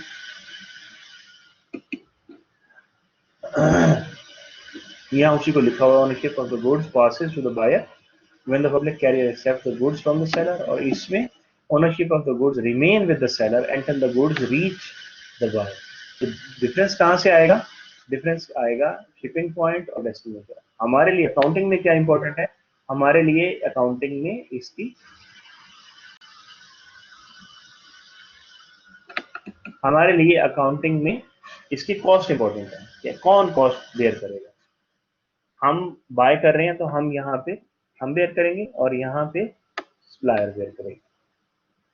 ठीक है, freight cost incurred by the seller are an operating expense. तो जो आप बेयर कर रहे हैं कॉस्ट रेट की, वो आपके ऑपरेटिंग एक्सपेंस बनेंगे। ठीक है, अगर आप अगर आप सेलर हैं तो अगर आप सेलर हैं यानी आप किसी के सप्लायर हैं और आप उसको वो चीज़ यहाँ पे नहीं डिलीवर कर रहे बल्कि यहाँ पे डिलीवर कर रहे हैं, तो यहाँ से यहाँ तक लाने के लिए जो कॉस्ट पड़ी है आपकी फ्रेट कॉस्ट है, वो किराया पड़ा है आपको, वो किराया जो है बेसिकली आपका क्या है, वो आपके ऑपरेटिंग एक्सपेंसेस के अंदर इंक्लूड है। ठीक है, और अगर आप बायर हैं तो ये यहाँ से यहाँ तक का जो किराया है ये आपकी कॉस्ट के अंदर इंक्लूड होगा, जो चीज इसी के अंदर वो ऐड हो जाएगा। और इस जगह पे क्योंकि यहाँ पे आपको मिला है तो यहाँ आपको वो इसकी कॉस्ट नहीं पड़ेगी, उसको मूव करेंगे। अभी इसके हम एग्जांपल देख लेते हैं। Assume upon delivery of goods on May 6, Soco Stereo pays public freight company $150 for freight charges. The entry on stereo books is, अब वो अपने जर्नल के अंदर कैसे एंट्री करेगा इसकी? ये तो आपको पता है कि ये कंपनी कौन सी है, ये हम हैं, इसके पर्सपेक्टिव पे हम काम कर रहे हैं स्टॉक स्टूडियो पे। तो स्टॉक स्टूडियो पे कर रहे हैं फ्रेट चार्जेस, तो ये फ्रेट चार्जेस कहाँ जाएंगे? आपकी कॉस्ट ऑफ गुड्स के अंदर जाएंगे ना, आपकी इन्वेंट्री की कॉस्ट के अंदर। ठीक है, तो इसको किस तरह से हैंडल करेंगे? आपके ये जो है ये एक्सपेंस नहीं होगा बल्कि ये कॉस्ट ऑफ गुड्स के अंदर शामिल होगा। ठीक है, कॉस्ट ऑफ गुड्स के अंदर शामिल होगा। तो इसकी एंट्री हम कैसे करेंगे? ये इन्वेंट्री के अंदर ही ऐड हो जाएगी ये कॉस्ट। ठीक है, ये कॉस्ट आपकी इन्वेंट्री के अंदर ऐड हो जाएगी, कॉस्ट ऑफ गुड्स के अंदर इंक्लूड हो जाएगी। जबकि आपने जो अमाउंट है, जो फ्रेट की अमाउंट है, ये नॉर्मली आप कैश में ही पे करें या आपके रिसीवेबल में। ठीक है, नॉर्मली ये छोटी अमाउंट होती है तो आप कैश में पे करें। ठीक है, अभी अगर इसी को डिफरेंटली देखते हैं, assume the freight terms on the invoice in illustration 5-6 जो पीछे वाली थी, had required PWRD supply to pay the freight charges. The entry by PWRD supply would have been, अब देखें, मैं दोबारा बताऊं, ये इस इलस्ट्रेशन की वजह है कि इसमें आपको डिलीवरी यहाँ पे हो रही थी, तो यहाँ से यहाँ तक के चार्जेस $150 थे। तो $150 किसको पड़े? वो हमें पड़े। बायर कौन है? बायर वही सॉफ्ट स्टीरियो है। ठीक है, और दूसरी जो कंडीशन वो बता रहा है वो ये है कि वो लेके आया यहाँ तक, तो फिर आप इसकी एंट्री कैसे करेंगे अकाउंट के अंदर? ये हो गई, तो फिर एंट्री कैसे करेंगे आप इसकी? तो इसकी एंट्री आपकी होगी फ्रेट आउट। अब ये देखें, आप थोड़ा सा अंडरस्टैंड करने की कोशिश करें। ये हमने किया है बायर के एंड से, इस एंट्री ये हम सेलर के एंड से कर रहे हैं। ठीक है, ये अब सेलर की क्या बन रही है? ये देखें ये पीडब्ल्यू की एंट्री कर रहे हैं, पीडब्ल्यू ऑडियो सप्लाई टू पे द फ्रेट चार्जेस। तो इसको वो तो ये तो रिकॉर्ड ही नहीं करेगा सॉफ्ट वीडियो, क्योंकि इसकी कॉस्ट ही नहीं पड़ रही। ठीक है, इसने ऑलरेडी ये एंट्री कर ली है कि इन्वेंट्री की कॉस्ट लेके उसने की थी। मैं आपको पीछे दिखाता हूँ, ये जो थी ये उसने इन्वेंट्री की कॉस्ट ले ली ना, उसने इनवॉइस बनाई, इसी इनवॉइस के ऊपर उसने हमें घर पे डिलीवर कर दिया, हमारे स्टोर पे डिलीवर कर दिया, तो हमने सिर्फ ये एंट्री करनी है। इन दैट केस अगर आपको जो आपका सप्लायर है वो आपके प्लेस के ऊपर दे रहा है चीज, तो फिर आपको उसकी जो फ्रेट की कॉस्ट है वो आपको नहीं पड़ेगी एज अ बायर। ठीक है, फिर वो सप्लायर को पड़ेगी, तो एक पार्टी ही उसको पे करेगी, या तो ये पे करेगी अगर वो वहां पे एफओबी शिपिंग के ऊपर है तो आप पे करेंगे अगर आप बायर हैं। लेकिन अगर एफओबी डेस्टिनेशन है तो फिर ये ऑपरेटिंग एक्सपेंस बन जाएगा किसका, आपके सप्लायर का। तो फिर ये सप्लायर के एंड से उसने पूछा इसको, सप्लायर के एंड से ये फ्रेट आउट ये जो है आपका एक तरह का एक्सपेंस है फ्रेट आउट। ठीक है, फ्रेट आउट आपका एक्सपेंस है 150, ये एक्सपेंस है बेसिकली, एक्सपेंस डेबिट होता है तो ये डेबिट हो रहा है। ये इन्वेंट्री आपका एसेट है, एसेट जब इंक्रीज होता है तो डेबिट होता है। ठीक है, तो आप इसके अगेंस्ट आप पे करेंगे कैश। आई होप कि आपको इस बात की समझ आ रही है। एफओबी शिपिंग और एफओबी डेस्टिनेशन दोनों में डिफरेंस है। ठीक है, एफओबी डेस्टिनेशन में जो बायर है उसको कॉस्ट नहीं बेयर करनी पड़ती, फ्रेट कॉस्ट। ठीक है, और एफओबी शिपिंग के अंदर जो है वो कॉस्ट बेयर करता है कौन, बायर पे करता है। और एफओबी डेस्टिनेशन के अंदर कौन कॉस्ट बेयर करता है, वो कॉस्ट बेयर करता है आपका सप्लायर। लेकिन दोनों की कॉस्ट की जो एंट्री है वो बहुत डिफरेंट है। एक जो आपका बायर है वो अगर कॉस्ट को बेयर करता है तो वो उस कॉस्ट को एब्जॉर्ब करता है इन्वेंट्री की कॉस्ट के अंदर। ये इंपॉर्टेंट है, इसको जहन में रखिएगा। ठीक है, मर्चेंडाइजिंग की दो चार चीजें ही हैं जो याद रखने वाली हैं।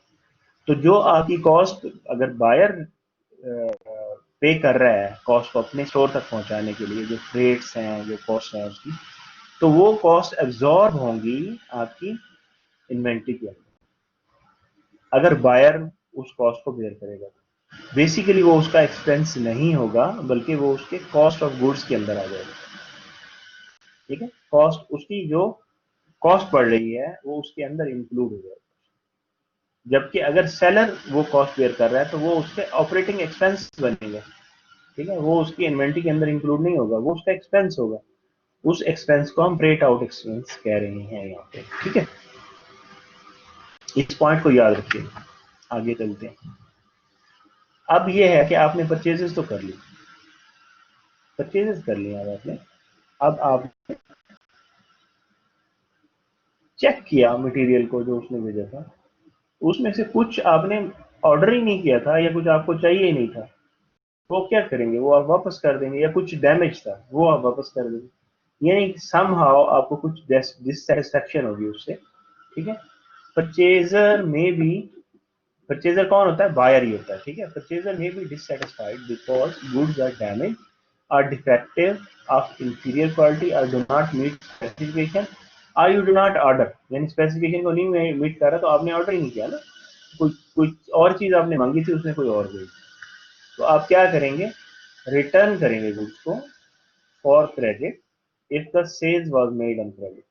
अगर तो क्रेडिट सेल्स थी, अपना वो परचेज क्रेडिट की थी, तो वो आप वापस करेंगे तो वो क्या होगा, वो वापस भी क्रेडिट पे ही होगा। और for cash refund if the purchase was for cash, अगर वो कैश के ऊपर होगा तो वो कैश का रिफंड देगा।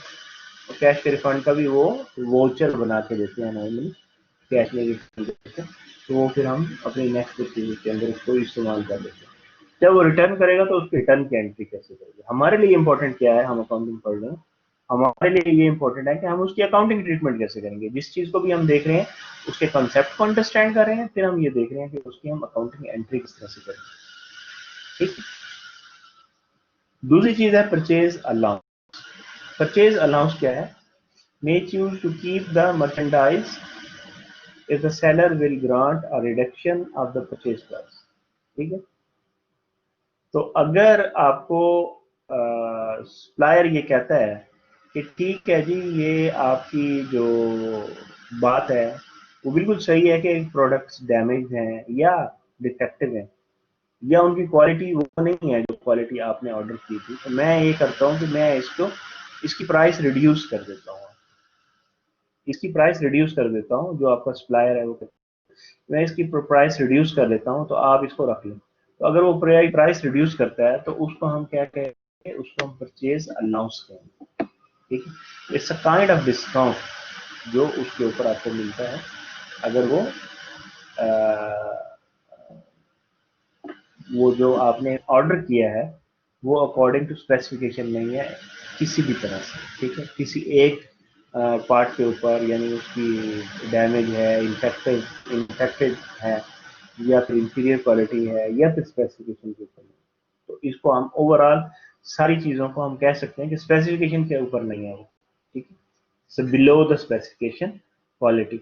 तो उसको उस सूरत में वो उसकी जो प्राइस रिड्यूस होती है उसको हम अलाउंस कहते हैं। तो उस अलाउंस को हम किस तरह से रिकॉर्ड करते हैं, हमने दो चीज़ें यहाँ पे देख ली इस स्लाइड के ऊपर कि हम परचेज रिटर्न को कैसे रिकॉर्ड करेंगे और परचेज अलाउंस को कैसे रिकॉर्ड करेंगे। परचेज अलाउंस में क्या कर रहे हैं, हम रिटर्न नहीं कर रहे, हम चीज़ों को रख रहे हैं, लेकिन उनकी जो कॉस्ट है वो रिड्यूस हो रही है या उनकी प्राइस रिड्यूस हो रही है।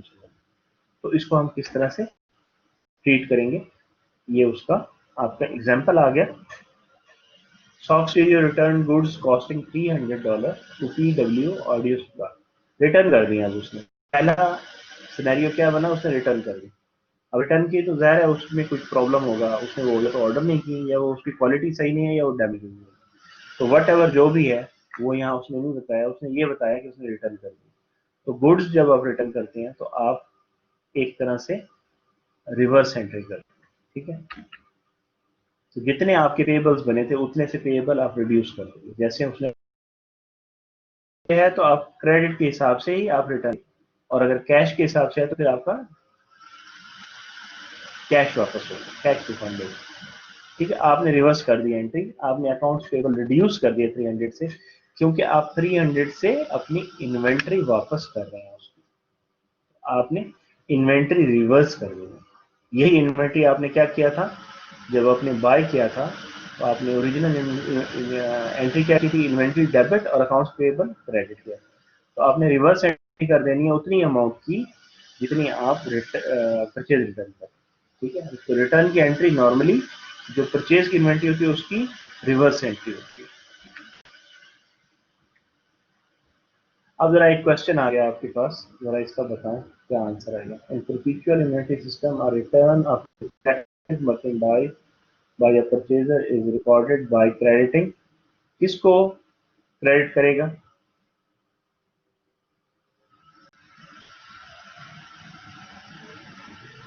जी, डॉक्टर साहब सही जवाब आ रहा है?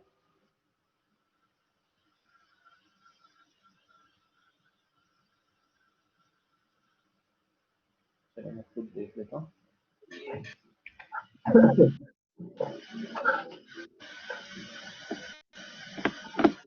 क्या जवाब आ रहा है जी आपका, क्या जवाब दे रहे हैं? जी, बहुत सारे लोग बी लिख रहे हैं। अच्छा, बी लिख रहे हैं, तो मैं उन जो बी लिख रहे हैं उनके लिए मैं ये पूछूंगा कि हम तो परचेज रिटर्न की एंट्री की है, हमने परचेज रिटर्न तो हमने नहीं लिखा ना। परचेज रिटर्न का मतलब क्या है, हमने कहा कि हमने कुछ इन्वेंट्री वापस की ना, इन्वेंट्री हमने कुछ वापस कर दी, तो इन्वेंट्री को आप क्रेडिट कर रहे हैं, और ये आप अभी देख रहे हैं ये ट्रांजेक्शन। ठीक है, ये ट्रांजेक्शन आप देख रहे हैं, देखें किस चीज को क्रेडिट कर रहे हैं यहाँ पे, इन्वेंट्री को कर रहे हैं ना। तो यहाँ इन्वेंट्री आना चाहिए था ना, तो जिनका डी है उन्होंने सही लिखा है, जिन्होंने बी लिखा है आप ये समझ लें कि परचेज रिटर्न के अंदर basically you are returning the inventory.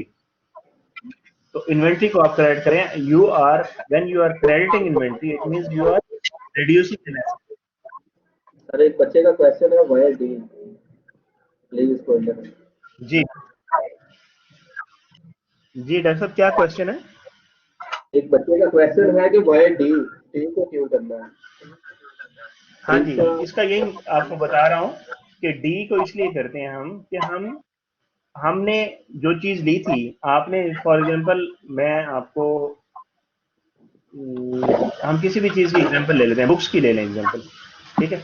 आपने 4 बुक्स ली एक बुक स्टोर से, आपने देखा यार एक बुक की जो है ना क्वालिटी अच्छी नहीं है, ये मैं वापस की, तो आपने क्या किया, एक बुक रिड्यूस की ना, जाके वो बुक वापस कर दी आपने। तो आपने उन बुक्स को लिखा था इन्वेंट्री, क्योंकि आपने वो बुक्स ली थी रीसेल करने के लिए। मर्चेंडाइजिंग का कॉन्सेप्ट क्या है, रिटेलिंग का कॉन्सेप्ट है। आपने ली चीजें, आपने आगे सेल करनी। आपने 4 बुक्स ली रीसेल करने के लिए, मैं इसको सिंप्लीफाई करके बता रहा हूँ।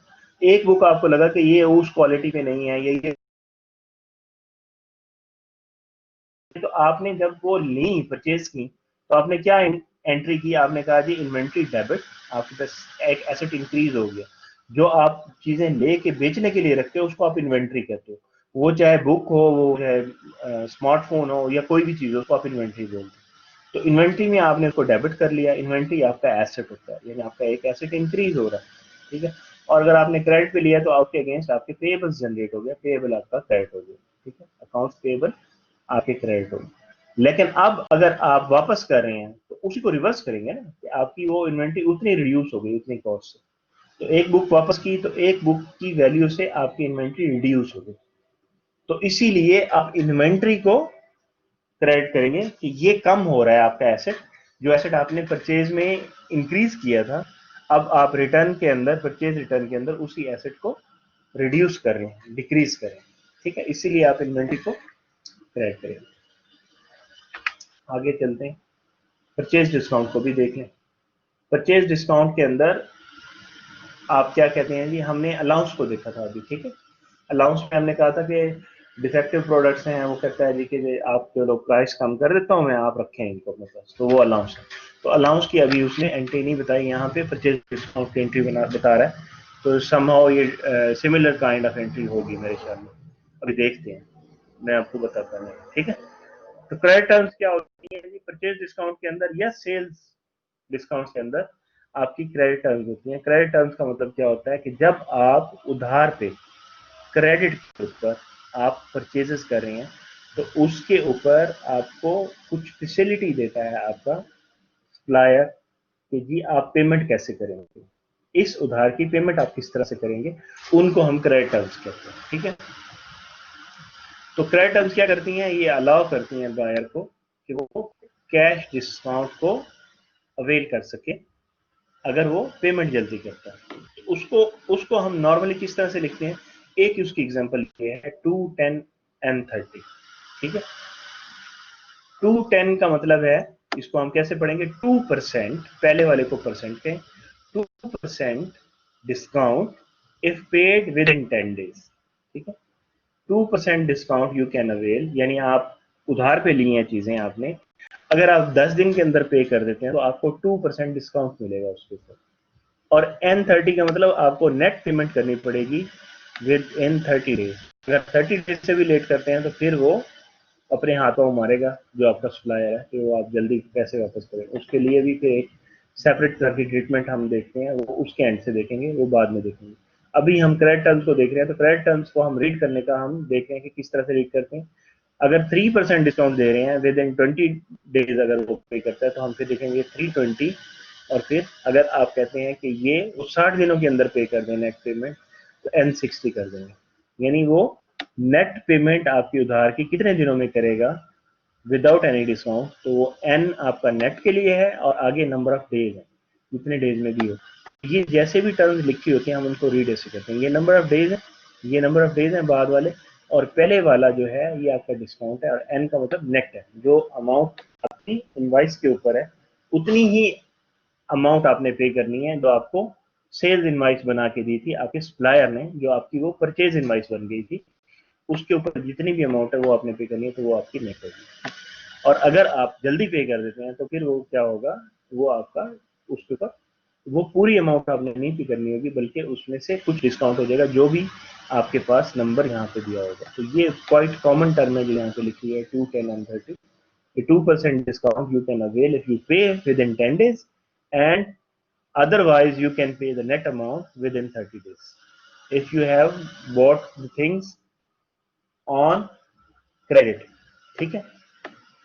तो परचेजर्स सेव्स मनी, इस तरह से परचेजर जो है मोटिवेट करता है सॉरी जो सेलर है वो मोटिवेट करता है अपने कस्टमर को, और परचेजर जो है वो मोटिवेट होता है कि वो कुछ पैसे बचा ले। अगर वो उसके पास जल्दी कैश दे सकता है तो वो 2% भी समटाइम बड़े ऑर्डर्स के ऊपर 2% भी अच्छी खासी अमाउंट बन जाती है।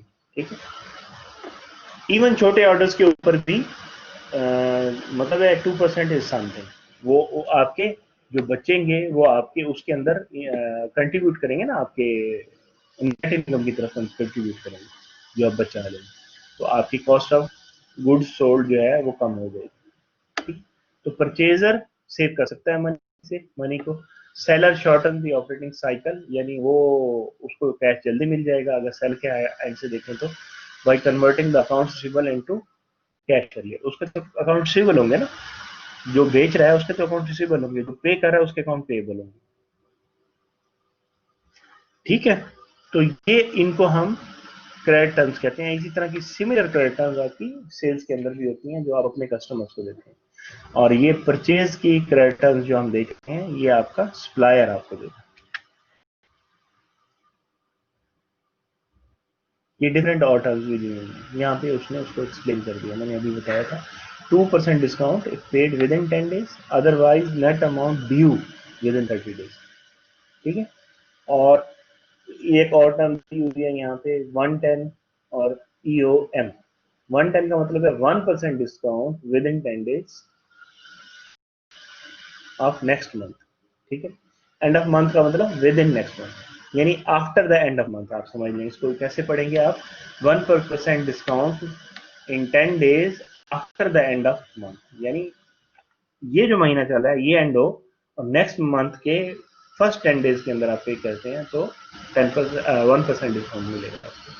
ठीक है, N10 EOM वो वही, N का मतलब तो नेट ही है, net amount due after 10 days from the beginning of next month. ठीक है, तो इसमें आई थिंक आपको कोई इशू नहीं होगा। ये टर्म्स भी इंपॉर्टेंट हैं क्योंकि जब हम अकाउंटिंग ट्रीटमेंट करेंगे तो इन टर्म्स का खासा रोल होगा। अगर हम सही सही एंट्रीज करनी है तो हमें इन टर्म्स का पता होना चाहिए।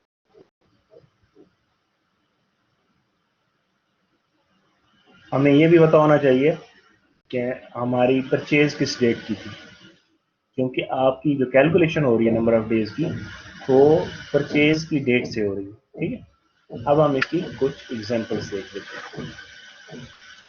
Assume Stock Stereo pays the balance due of 3,500 gross invoice price of 3,800 less purchase return and allowances of 300। अब क्या है, उसने कहा कि उसने जो इनवाइस बनाई थी वो 3,800 की थी, हमने देखा था, तो 3,800 की जिसमें 3 आइटम्स आपने मंगवाए थे। उसने कहा कि इसमें उसने रिटर्न परचेज रिटर्न किया था और रिटर्न परचेज रिटर्न और अलाउंसेस को आप इकट्ठा लिखें, तो 300 को तो उसने रिटर्न कर दिया था, उसकी भी हम एंट्री करके आए हैं।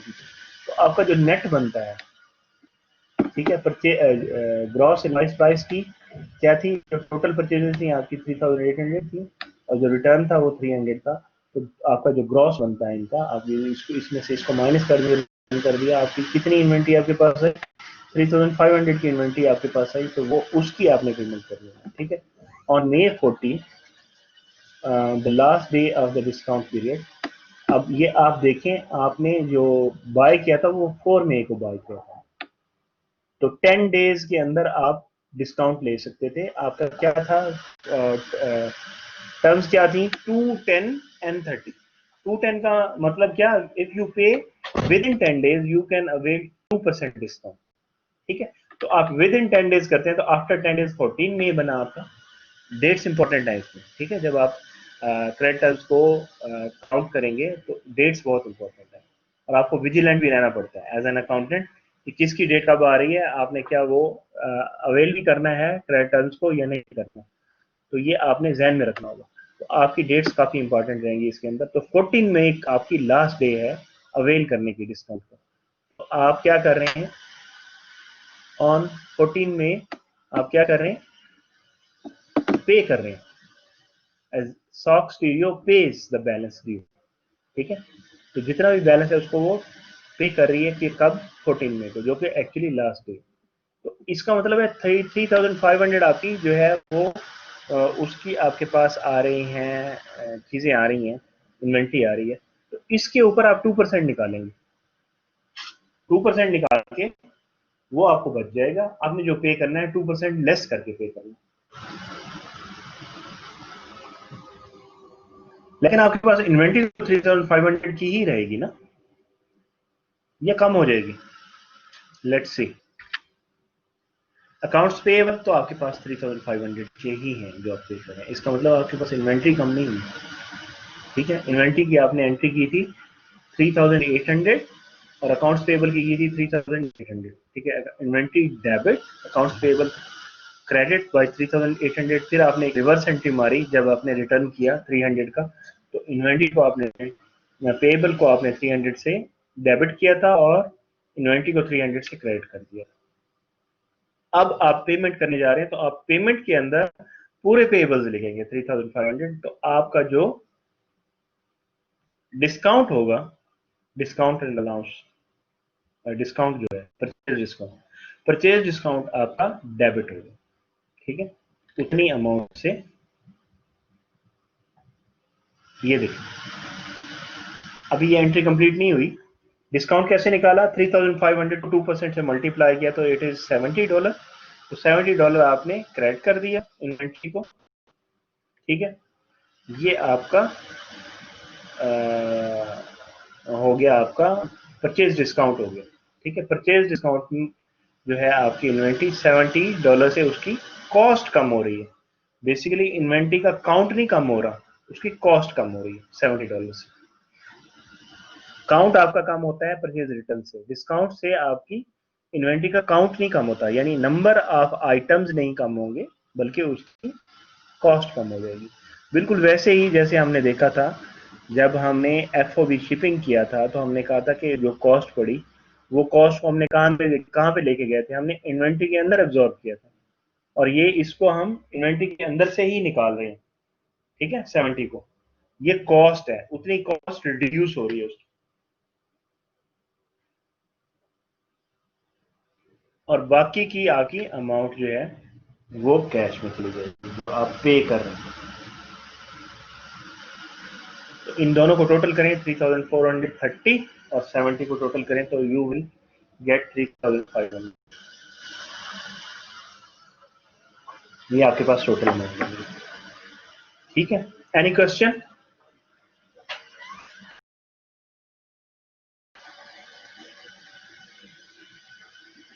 अच्छा जी, आगे चलते हैं जी, एक और इलस्ट्रेशन देखते हैं इसकी। अब ये है कि वो बच्चों का डिस्काउंट अवेल क्वेश्चन नहीं है हो सका। बेटे।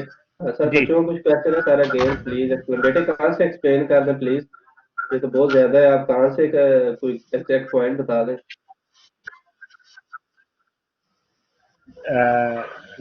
मोहम्मद स्टूडेंट्स हमाद आप जो खान। है थोड़ा सा सर कंटिन्यू करें, मेरे ख्याल से ये जनरली बात क्या है। देखें, स्टूडेंट्स अगर आपने कोई क्वेश्चन पूछना है थोड़ा स्पेसिफिक हो जाए। देखिए जिस तरह से मैं डिटेल्स के साथ आपको बता रहा हूँ, आपका क्वेश्चन भी डिटेल के अंदर होना चाहिए। यहाँ पे मुझे प्रॉब्लम आ रही है, इस एंट्री में प्रॉब्लम आ रही है।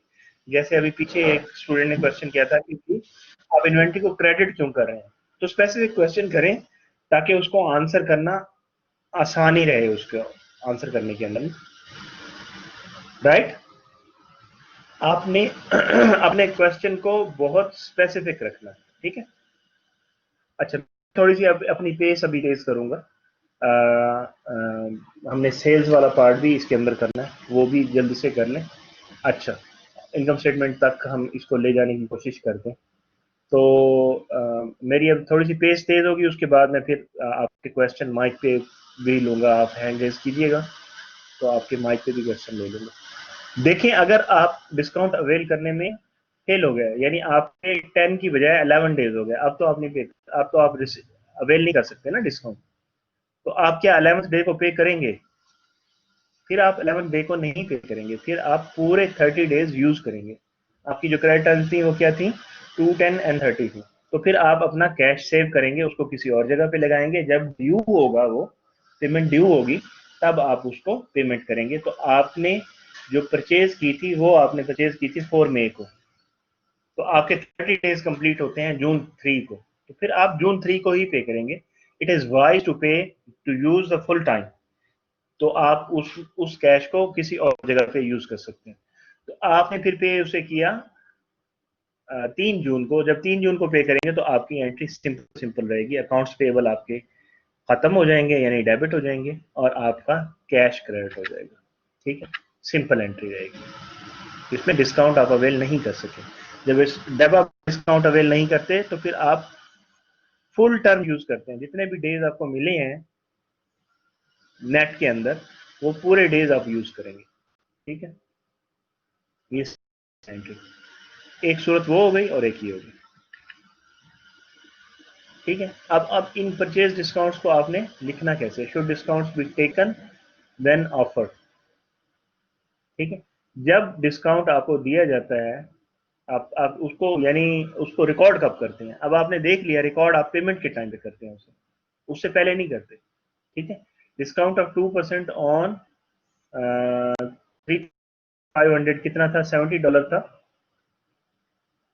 तो आपने अब कंपैरिजन करना है, वैसे बेसिकली ये फिनेंस का काम है लेकिन ये है कि अकाउंटिंग वाले भी इसको देख सकते हैं। आपने कंपेयर करना है कि क्या आपको पेमेंट कर रहे हैं जो उससे जो पैसे बच रहे हैं वो ज़्यादा है, अगर आप डिस्काउंट अवेल कर रहे हैं उससे जो अमाउंट आपको बच रही है वो आपके लिए बेहतर है, या कि आपके लिए वो बेहतर है कि आप ना पे करें और उसी पैसों को कहीं और इन्वेस्ट कर दें, तो उसके ऊपर आपको क्या मिलेगा। ठीक है, नहीं समझ आई बात।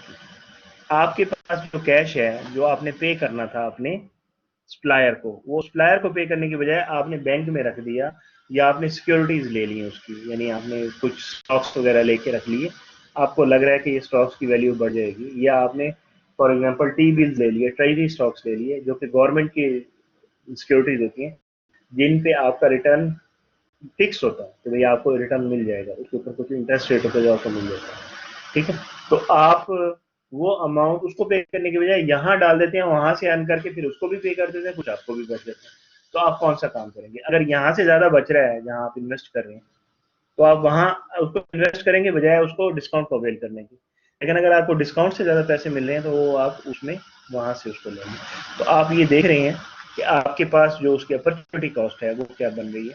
तो डिस्काउंट जो 2% था 3500 के ऊपर वो $70 बन रहा है, जबकि अगर आप ये पे नहीं करते, डिस्काउंट रिसीव नहीं करते, बल्कि आप पूरी की पूरी अमाउंट को उठा के आप डाल देते हैं किसी इन्वेस्टमेंट के अंदर। ठीक है, 10% उसके ऊपर रिटर्न है आपको 20 डेज के लिए, तो आप उसका निकाल लें 10% 20 डेज के लिए जो उसका रिटर्न बनेगा वो आपका 19.18 बनेगा। ठीक है, तो ये उसने उसमें से सब्ट्रैक्ट कर दिया। तो आप अगर पे करते हैं अर्ली तो आप सेव कितना कर रहे हैं, आप $50.82 यानी सब्ट्रैक्ट किया उसने इसको, एक जगह से आपको बच रहा है $70 अगर आप पे करते हैं टाइम से।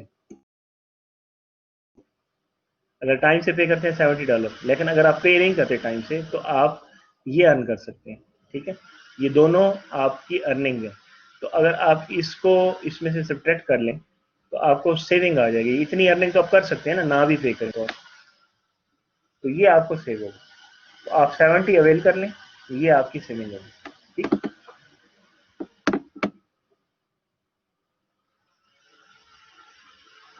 ये नीचे उसकी कैलकुलेशन दी हुई है। ठीक, 2% फॉर 20 डेज कितना बनता है, एनुअल रेट 36.5%।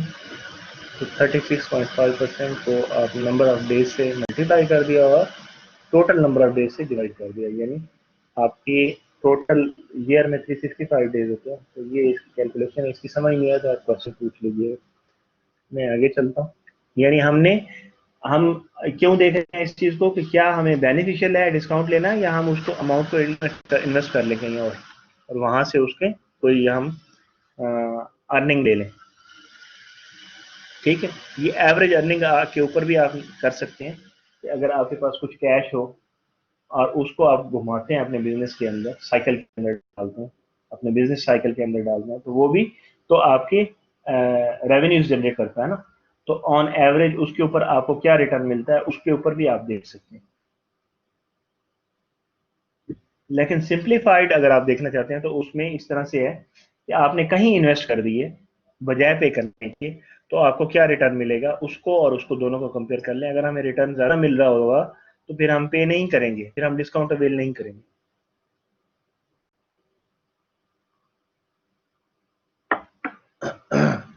अच्छा जी, ले जी, ये आपने उसकी जो आपने एंट्रीज की हैं उन सारी एंट्रीज को अगर आप अपने टी अकाउंट में, इन्वेंट्री के टी अकाउंट में लिखेंगे तो क्या करेंगे आप, ठीक है। अभी आप देखें यहाँ क्या हो रहा है। 4 तारीख को आपने 4 मई को आपने परचेज की थी 3800 की, ठीक है। और आपने 8 मई को आपको जब रिसीव हुई गुड्स या आपने चेक किया, इंस्पेक्शन की, तो आपको पता चला कि ये ठीक नहीं है, तो आपने 300 वर्थ की जो इन्वेंट्री है वो रिटर्न कर दिया, ठीक है। और आपको जो फ्रेट इन चार्जेस पड़े थे वो 150 पड़े थे, 6 को आपने वो पे कर दिया, ठीक है। 6 को आपने फ्रेट पे किया, 8 को आपको पता चला आपने उसकी इन्वेंट्री वापस कर दी, 14 को आपका डिस्काउंट था वो आपने डिस्काउंट अवेल कर लिया, तो आपका टोटल जो इन्वेंट्री की कॉस्ट बन रही है वो 3580 बन रही है। तो आपने उसको समराइज कर दिया परचेज की ट्रांजेक्शन को अपने इन्वेंट्री के टी अकाउंट के अंदर, जितनी भी ट्रांजेक्शन थी आपकी जनरल की उनको आपने पोस्ट कर दिया इन्वेंट्री के अकाउंट के अंदर, ठीक है। यही हमारे पास जो इन्वेंट्री की कॉस्ट है वो इंपॉर्टेंट होती है, जब हम आगे इनकम स्टेटमेंट बनाएंगे तो उसमें आपको पता चलेगा। अब उसी तरह से, बिल्कुल उसी तरह से आपने सेल्स को देखना है, जैसे हमने परचेजेस को देखा है उसी तरह से आपने सेल्स को देखना है। अब आप बजाय नई एग्जांपल लेने के, आप जो सप्लायर है, सप्लायर के एंड पे अगर आप देखेंगे तो आप सेल्स कर रहे हैं ना, तो हम इसे सप्लायर के एंड पे देखते हैं और उसको वहां से इसको सॉल्व करने की कोशिश करते हैं, ठीक है। अब मैं थोड़ा सा स्पीड से चलूंगा, सिमिलर चीजें हैं, सिर्फ आप सप्लायर के एंड पे चले गए। पहले आप अकाउंटिंग कर रहे थे किसके लिए, जो बायर था उसके लिए अकाउंटिंग कर रहे थे। अब समझे कि आपकी जॉब चेंज हो गई, आपने बायर की बजाय आप सप्लायर के एंड पे आप जाके वही अकाउंटिंग का प्रोसेस कर रहे हैं और वही ट्रांजेक्शन है, तो आप उसको कैसे रिकॉर्ड करेंगे, ठीक है। अब जो आप बेच रहे हैं वो आपकी सेल है, ठीक है, made using cash or credit, वो सेम चीज है। तो आपकी जो सेल होगी या तो क्रेडिट पे होगी या कैश पे होगी, ठीक है। सेल्स रेवेन्यू कब होगा, जब परफॉर्मेंस ऑब्लिगेशन सेटिस्फाई होगी, ठीक है। परफॉर्मेंस ऑब्लिगेशन कब सेटिस्फाई होगी, जब आप गुड्स डिलीवर कर देते हैं। वहां पे कहा था कि गुड्स जब आप रिसीव कर लेंगे, गुड्स जब आप डिलीवर कर देंगे तो परफॉर्मेंस ऑब्लिगेशन होगी, ठीक है। जब गुड्स ट्रांसफर हो जाएंगी सेलर से बायर को, सेल्स इनवॉइस भी बन जाएगी, ठीक है, और उसके ऊपर टारगेट भी आपको, यानी वही 3 चीजें ही हैं बेसिकली। इसमें एक पॉइंट उसने एक्सप्लेन करने के लिए ही है, दूसरा और तीसरा पॉइंट ऑलमोस्ट सेम है, इसको एक्सप्लेन करने के लिए उसने तीसरा पॉइंट लिखा है। तो 3 चीजें ही हैं, तो आपको पता हो टर्म क्या है उसकी सेल करने की, ठीक है, और आपने परफॉर्मेंस ऑब्लिगेशन हो चुकी हो, यानी गुड्स ने हैंड्स एक्सचेंज कर लिए और आपकी सेल्स इनवॉइस जनरेट हो गई होगी, तो आपका जो सेल जो है वो अब आपकी रिकॉर्ड हो सकती है। कैसे रिकॉर्ड होगी सेल आपकी, अगर तो आप कैश पे कह रहे हैं तो कैश आपका डेबिट हो जाएगा और सेल्स रेवेन्यू आपका क्रेडिट हो जाएगा, या आपके सेल्स रेवेन्यू की जगह अगर आप उसको कॉस्ट वाइज देखना चाहते हैं तो फिर आप उसको क्या कहेंगे, कॉस्ट ऑफ गुड्स सोल्ड आपकी डेबिट हो जाएंगी और इन्वेंट्री आपकी क्रेडिट हो जाएगी, ठीक है। इसकी समझ नहीं आई होगी, देखें जरा इसको।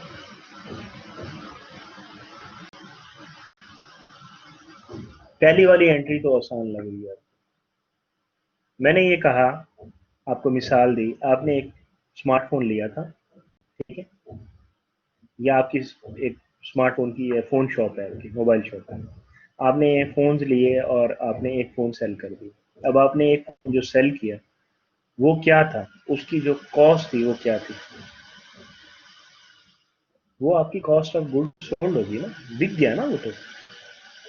जो आपकी लागत है, जो आपकी ओरिजिनल कॉस्ट है उसकी, ठीक है, जो आपने इन्वेस्ट किया उसके ऊपर, वो उसकी कॉस्ट ऑफ गुड्स सोल्ड है। तो आपने कॉस्ट ऑफ गुड्स सोल्ड को डेबिट करना है कॉस्ट वाइज आपकी जो उसकी रिकॉर्डिंग होगी वो क्या होगी, cost of goods sold debit और इन्वेंट्री क्रेडिट। यानी आपकी ये कॉस्ट चार्ज हो जाएगी किस तरह, आपकी इनकम स्टेटमेंट में कॉस्ट ऑफ गुड्स सोल्ड, और इतने से आपकी इन्वेंट्री कम हो जाएगी आपकी एसेट्स में से, यानी बैलेंस शीट के अंदर। इन्वेंट्री तो बैलेंस शीट में शो होगी ना, एसेट्स तो आपके बैलेंस शीट में शो होते हैं। तो आपकी दो एंट्रीज होगी, ठीक, बिकॉज यू आर सेलिंग, अब आप सेल कर रहे हैं, बाय नहीं कर रहे।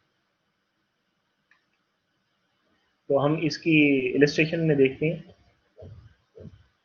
वही सेल है 3800 की, 4 मई को आपने सॉफ्ट स्टूडियो को बेचा है ऑन अकाउंट पे, और मर्चेंडाइज की जो कॉस्ट है आपको वो कितनी है, 2400 है, लेकिन आप बेच कितने का रहे हैं, 3800 का बेच रहे हैं। तो आप दो एंट्रीज करेंगे। पहली एंट्री तो आपकी सेल्स रेवेन्यू के लिए होगी। सेल्स रेवेन्यू के लिए जो एंट्री होगी तो सिंपल सी, जो आपकी सेल हुई है उसी सेल को उठाएं, उसके आप रिसीवेबल बना दें, अकाउंट रिसीवेबल डेबिट और सेल्स रेवेन्यू क्रेडिट, ठीक है। और सेकंड एंट्री जो आपने चार्ज करनी है इन्वेंट्री और कॉस्ट ऑफ गुड्स को, वो क्या होगी, वो आपकी 2400 की होगी, बाकी आपका मार्जिन है, ठीक है। तो आपकी कॉस्ट ऑफ गुड्स सोल्ड हो गई 2400। ये हम कौन सा सिस्टम देख रहे हैं, ये परपेचुअल सिस्टम के अंदर इस तरह से होगा, ठीक है। पीरियोडिक के अंदर आप ये दूसरी एंट्री नहीं करते, वो आप पूरे पीरियड की इकट्ठी करके करते हैं, ठीक। तो इन्वेंट्री आपकी रिड्यूस हो जाएगी 2400 से, और 2400 की कॉस्ट आपकी मूव कर जाएगी towards income statement, cost of goods sold कर लो। अच्छा, sales returns and allowance, flip side of purchase returns और परचेज रिटर्न्स एंड अलाउंसेस, वही सेम कॉन्सेप्ट है। वो कह रहा है कि जो सेल्स के अंदर आप जो परचेज के अंदर आप परचेज रिटर्न और अलाउंसेस के अंदर करते थे, वही सेम चीज आप सेल्स रिटर्न और अलाउंसेस के अंदर करेंगे। अगर आपने कोई की सेल्स रिटर्न हुई है तो उसकी रिवर्स एंट्री हो जाएगी जब आपने उस सेल्स रेवेन्यू लिया, लेकिन दूसरी एंट्री भी होगी, ठीक है। इसको आप क्या कहेंगे, कंट्रा रेवेन्यू एंट्री कहेंगे। कंट्रा रेवेन्यू क्यों कहेंगे, क्योंकि इसमें आपने रेवेन्यू को उठा के डेबिट कर दिया। हमने जब पढ़ा था इनकम स्टेटमेंट के अकाउंट्स को, तो हमने ये बात की थी कि सेल्स या तो होती हैं या नहीं होती, ठीक है। एक्सपेंसेस या तो होते हैं या नहीं होते, एग्जिस्टेंस इनकी है या नहीं है तो आप उनको एक्सपेंसेस को डेबिट और रेवेन्यू को क्रेडिट करते हैं। लेकिन मैंने आपको कहा था कि इन सर्टन कंडीशंस हमें रिवर्स करनी पड़ती हैं ये एंट्रीज। आपने रिवर्स एंट्री जब करनी होती है तो आपका एक्सपेंस क्रेडिट हो सकता है, ठीक है, लेकिन उसका कॉन्सेप्ट आपको अच्छी तरह से पता होना चाहिए कि ये रिवर्स एंट्री होगी। रिवर्स एंट्री का मतलब है आपने कुछ या तो रॉन्ग कर दी थी एंट्री, या उसके अंदर आपको कोई एडजस्टमेंट करनी है। ये एडजस्टमेंट ही होगी ना, जो आप सेल्स रिटर्न होता है ये एडजस्ट करता है आपकी सेल्स को। जो परचेज रिटर्न और अलाउंसेस हैं वो आपकी परचेजेस को एडजस्ट करता है, जिसे आपकी इन्वेंट्री भी एडजस्ट होती है। एक पार्ट आपका इनकम स्टेटमेंट में चला जाता है, एक पार्ट आपका उसका बैलेंस शीट के अंदर चला जाता है। इन्वेंट्री आपकी रिपोर्ट हो जाती है बैलेंस शीट के अंदर, और आपकी कॉस्ट ऑफ गुड्स सोल्ड जो है वो रिपोर्ट हो जाती है इनकम स्टेटमेंट के अंदर, ठीक है। तो sales not reduced debited because would obscure importance of sales returns and allowances as a percentage of sale, could distort comparison। तो आप क्या करते हैं, आप अपनी एक नया वो कहता है आप इसका अकाउंट बनाते हैं, सेल्स रेवेन्यू का कंट्रा अकाउंट बनाते हैं, बजाय आप सेल्स रेवेन्यू को रिड्यूस करने के। बिकॉज इसकी रीजन बताता हूँ मैं। इसकी रीजन ये है कि आप ये देख सकते हैं कि बेसिक एक्चुअल सेल्स कितनी हुई थी और उस सेल्स के अंदर रिटर्न्स कितने हुए, सेल रिटर्न कितने हैं। तो यू कैन सी इंडिविजुअली कि यार आपकी सेल्स के अंदर क्या प्रॉब्लम आ रहा है यार, कि आपका सेल्स तो ठीक जा रही है लेकिन आपके प्रॉफिट कम बन रहे हैं। तो आपने देखा जब, तो आपको लगा कि सेल्स रिटर्न तो ज्यादा हो रही है। इसका मतलब है कि कहीं ना कहीं आपकी सर्विसेज के अंदर जो आपकी ये क्यों मर्चेंडाइजिंग है, आप मैन्युफैक्चर नहीं कर रहे हैं ना, कि आपकी सर्विसेज के अंदर कुछ प्रॉब्लम है जो आप रीसेल कर रहे हैं, या तो आप उसमें मार्जिन ज्यादा ले रहे हैं या डैमेज गुड्स बेच रहे हैं, तो सेल्स रिटर्न ज्यादा आ रहे हैं, जिसकी वजह से आपकी प्रॉफिट की अमाउंट जो है वो रिड्यूस हो रही है। तो आप जब भी कंट्रा अकाउंट को किसी चीज का भी बनाते हैं तो बेसिकली आप सेपरेटली फिगर देखना चाहते हैं उस अकाउंट, बजाय उसको डायरेक्ट आप क्रेडिट या डेबिट करने के, आप ये देखना चाहते हैं कि उसके अंदर मूवमेंट कितनी हुई है, आप वैल्यू उसकी देखना पड़ता है। बिल्कुल वैसे ही जैसे डेप्रिसिएशन के अंदर हम करते हैं कि हमें पता होता है कि किसी भी एसेट की जो कॉस्ट प्राइस है वो क्या है, जिसको हम बाय करते वक्त हमने लगाई थी, और कितनी अब तक यूटिलाइज कर ली है उसकी हमने कॉस्ट, उसकी वैल्यू एसेट की as a depreciation, accumulated depreciation, और फिर हमें पता चल जाता है कि अब इसकी वैल्यू क्या है। तो इन द सेम वे, तो आपका सेल्स टोटल कितना था, आप सेल्स को रिड्यूस नहीं करेंगे बल्कि सेल्स के एक कॉन्ट्रा अकाउंट बनाएंगे, जिसे आप कहेंगे सेल्स रिटर्न एंड अलाउंसेस का एक अकाउंट बनाएंगे, ठीक है, और उसके अंदर आप रिकॉर्ड करेंगे, और ये सेल्स रिटर्न एंड अलाउंसेस आपकी सेल्स में से सब्ट्रैक्ट हो जाएगा, जो कि हमने पहले नहीं लिखा था। अब ये आपके पास एक नई चीज आ रही है। इसी तरह से परचेजेस के अंदर भी करते हैं, लेकिन वहां पे उसने उसको डिस्कस नहीं किया, लेकिन जब हम बनाएंगे स्टेटमेंट्स तो वहां पे हम इसको डिस्कस कर लेंगे, ठीक है। इसकी इलिस्ट्रेशन से मजीद ये क्लियर हो जाएगा। Prepare the entry PW audio supply would make to record the credit for return goods that had a 300 selling price. वही सेम ट्रांजैक्शन है। अब आप सप्लायर साइड से आप उसके अकाउंटेंट के तौर पे कर रहे हैं, तो उसकी ये सेल्स थी और उसकी सेल्स रिटर्न है। तो आपकी हमने वहां पे पीछे परचेज रिटर्न के अंदर तो हमने क्या किया था, हमने क्या कहा था कि इन्वेंट्री को हम क्रेडिट कर देते हैं, ठीक है। यहाँ पे अब हम क्या कर रहे हैं, हम सेल्स को डेबिट नहीं कर रहे हैं। एक्चुअल एंट्री में जब आप सेल कर रहे हैं तो सेल क्रेडिट हो रही है ना, सेल्स रेवेन्यू क्रेडिट हो रहा है। अब आप क्या करेंगे, सेल्स रेवेन्यू को क्रेडिट नहीं करेंगे, बल्कि आप किसे करेंगे, आप सॉरी सेल्स क्रेडिट को, सेल्स रेवेन्यू को आपने क्रेडिट किया था एक्चुअल एंट्री के अंदर जब आपने सेल्स की थी। अब आपकी सेल्स रिटर्न हो गई, तो आपने सेल्स रेवेन्यू को डेबिट नहीं कर देना, रिवर्स नहीं कर देना, बल्कि आप उसका एक कंट्रा अकाउंट लेके आएंगे और उसको डेबिट करेंगे। और कंट्रा अकाउंट कौन सा होगा, अभी हमने पढ़ा, सेल्स रिटर्न एंड अलाउंसेस को आप डेबिट कर देंगे, और उसके अगेंस्ट वट एवर आपके रिसीवेबल पेबल्स जो भी हैं, ये चूंकि आपकी सेल्स है तो आपके रिसीवेबल्स उतने आपके रिड्यूस हो जाए। तो आपकी एंट्री क्या होगी जी, दो एंट्रीज होंगी इसके अंदर भी आपकी। एक एंट्री, ये परपेचुअल सिस्टम की हम बात कर रहे हैं, एक एंट्री तो आपकी होगी नॉर्मल जो सेल्स रेवेन्यू के ऊपर होती थी वो होगी, और प्लस आपकी जो एंट्री होगी कॉस्ट जो उसकी है वो आप निकाल के कॉस्ट ऑफ गुड्स सोल्ड और इन्वेंट्री के अंदर कितनी कमी हुई, कितनी अमाउंट, कितनी वैल्यू की कमी हुई, वो वहां पे लिख करेंगे। तो सेल्स रिटर्न तो आपके सिंपली सेल्स रिटर्न अलाउंसेस 300 के हो गए, और आपके अकाउंट रिसीवेबल 300 से क्रेडिट हो गए। ये एंट्री हमने परचेज के अंदर जब की थी तो हमने यहाँ इन्वेंट्री लिख दिया था, ठीक है। अकाउंट पेबल और इन्वेंट्री की थी ना, तो हमने डायरेक्ट उसको रिवर्स कर दिया था। यहाँ डायरेक्ट रिवर्स करने के बजाय हमने एक दरमियान में एक और अकाउंट बनाया जिसे हमने कॉन्ट्रा सेल्स अकाउंट कहा, और जिसका नाम हमने रखा सेल्स रिटर्न अलाउंसेस, उसके साथ हमने कर लिया। अगर आप देखें जो हमने ओरिजिनल एंट्री की थी, मैं दोबारा अगर आपको दिखा दूं, इसमें हमने दो एंट्रीज की थी। ये उसकी कॉस्ट थी नीचे वाली 2400, ठीक है, इतना आपका कॉस्ट ऑफ गुड्स था, इतनी इन्वेंट्री थी, ठीक है। तो इस एंट्री को आपने यहाँ पे भी करना है, क्योंकि यहाँ पे भी उसने आपको कॉस्ट बता दी। इसकी कॉस्ट कितनी है, 140। पहली एंट्री तो हो गई सिंपल, ठीक है। दूसरी में आपकी एंट्री कितने से रिड्यूस हो रही है, सॉरी इंक्रीज हो रही है, सेल रिटर्न आ रहा है ना, आपकी इन्वेंट्री वापस आ रही है। तो आपकी इन्वेंट्री कितने से इंक्रीज हो रही, रिटर्न से 140 से, और आपके कॉस्ट ऑफ गुड्स उतनी ही वैल्यू से आपके रिवर्स हो जाएंगे। ये रिवर्स हो रहे हैं कॉस्ट ऑफ गुड्स सोल्ड।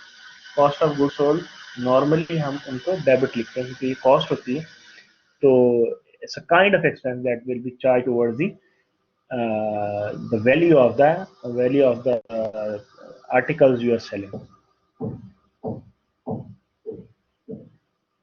ठीक है।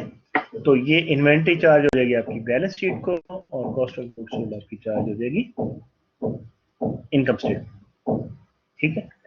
अगर कोई आपके क्वेश्चंस रह जाएं तो you may ask the question. है सिंपल चीजें, थोड़ा सा इसके कॉन्सेप्ट की रूट को अगर आप पकड़ लेना तो फिर इजी है, सिंपल।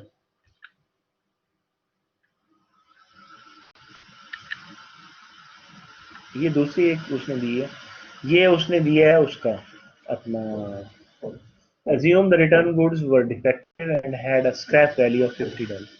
यानी आपने देखा कि आपको जो आपके कस्टमर ने वापस की है रिटर्न, वो वाकई डिफेक्टिव थी, उसकी एक्चुअल कॉस्ट आपने 140 ली हुई थी, लेकिन आपको पता चला कि ये तो 140 की इसकी वर्थ ही नहीं है, तो खराब है। जब चीज खराब होगी उसको वो तो एक्चुअल कॉस्ट पे तो नहीं बिकेगी ना, उसकी तो वैल्यू रिड्यूस रहेगी, तो उसकी वैल्यू आपकी रिड्यूस हो जाएगी, और जो रिड्यूस वैल्यू है वो भी आपको दी हुई है कि कितनी है, ठीक है। तो वो कहता है वो उसकी $50 की वैल्यू है उसकी सिर्फ, तो $50 की अगर उसकी वैल्यू है तो आप उसकी $50 के हिसाब से उसकी वैल्यू लेंगे, ठीक है। तो आप क्या एंट्रीज करेंगे, सेल्स रिटर्न एंड अलाउंसेस तो सेम रहा आपका, अकाउंट रिसीवेबल भी सेम रहा।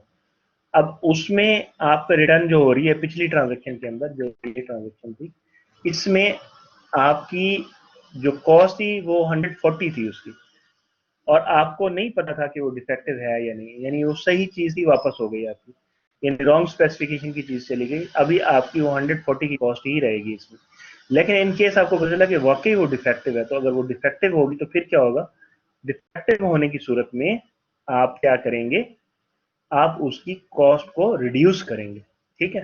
और फिर उसकी एंट्री क्या होगी, ऊपर वाली एंट्री तो सेम है, देखिए ऊपर वाली एंट्री सेम है, ठीक है। सेल्स रिटर्न एंड अलाउंसेस की एंट्री बिल्कुल सेम रहेगी, जबकि इन्वेंट्री वाली ये जो सेकंड एंट्री है जो आपकी कॉस्ट को हैंडल कर रही है, वो आपकी रिड्यूस हो जाएगी, और आपकी इन्वेंट्री 50 से रिड्यूस हुई, ठीक है।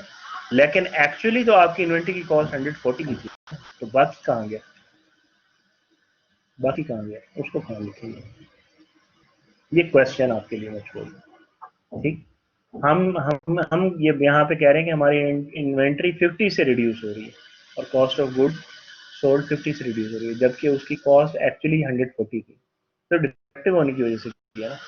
तो इसकी बाकी अमाउंट कहाँ जाएगी, 140 माइनस 50, तो $90 वो कहाँ जाएंगे, ये क्वेश्चन आपके लिए छोड़ रहा हूँ, ठीक है। अभी आप इसका रिव्यू क्वेश्चन का आंसर करें, और आज का लेक्चर हम मेरे ख्याल में यहीं पे क्लोज करते हैं। हमने सेल्स और परचेज ऑफ मर्चेंडाइज को देख लिया, अब हमने इसकी आगे इनकम स्टेटमेंट के अंदर हम इसको किस तरह से लेके जाते हैं वो हम नेक्स्ट लेक्चर में देखेंगे। अभी आपके क्वेश्चंस वगैरह ले लेते हैं। इसका आंसर करें, क्या आएगा, the cost of goods sold is determined and recorded each time a sale occurs in periodic inventory system or perpetual inventory system, both a periodic and perpetual inventory system, neither a periodic or nor perpetual inventory system। तो किस में हम करते हैं ऐसे, doctor साहब क्या answer आ रहा है,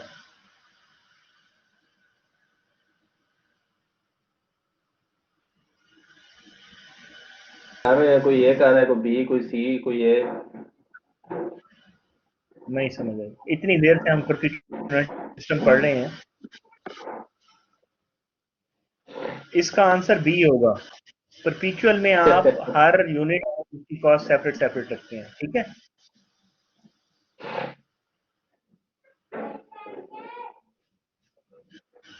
ठीक है जी।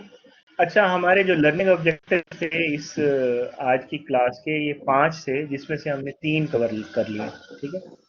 आगे हमारा सेल डिस्काउंट को भी कवर कर लें, सेल डिस्काउंट को भी कवर कर लेते हैं, ठीक है। सेल डिस्काउंट परचेज डिस्काउंट को हमने कवर किया, तो ये एक उसका साइकिल कंप्लीट हो जाएगा, ठीक है, लर्निंग ऑब्जेक्टिव कंप्लीट हो जाएगा।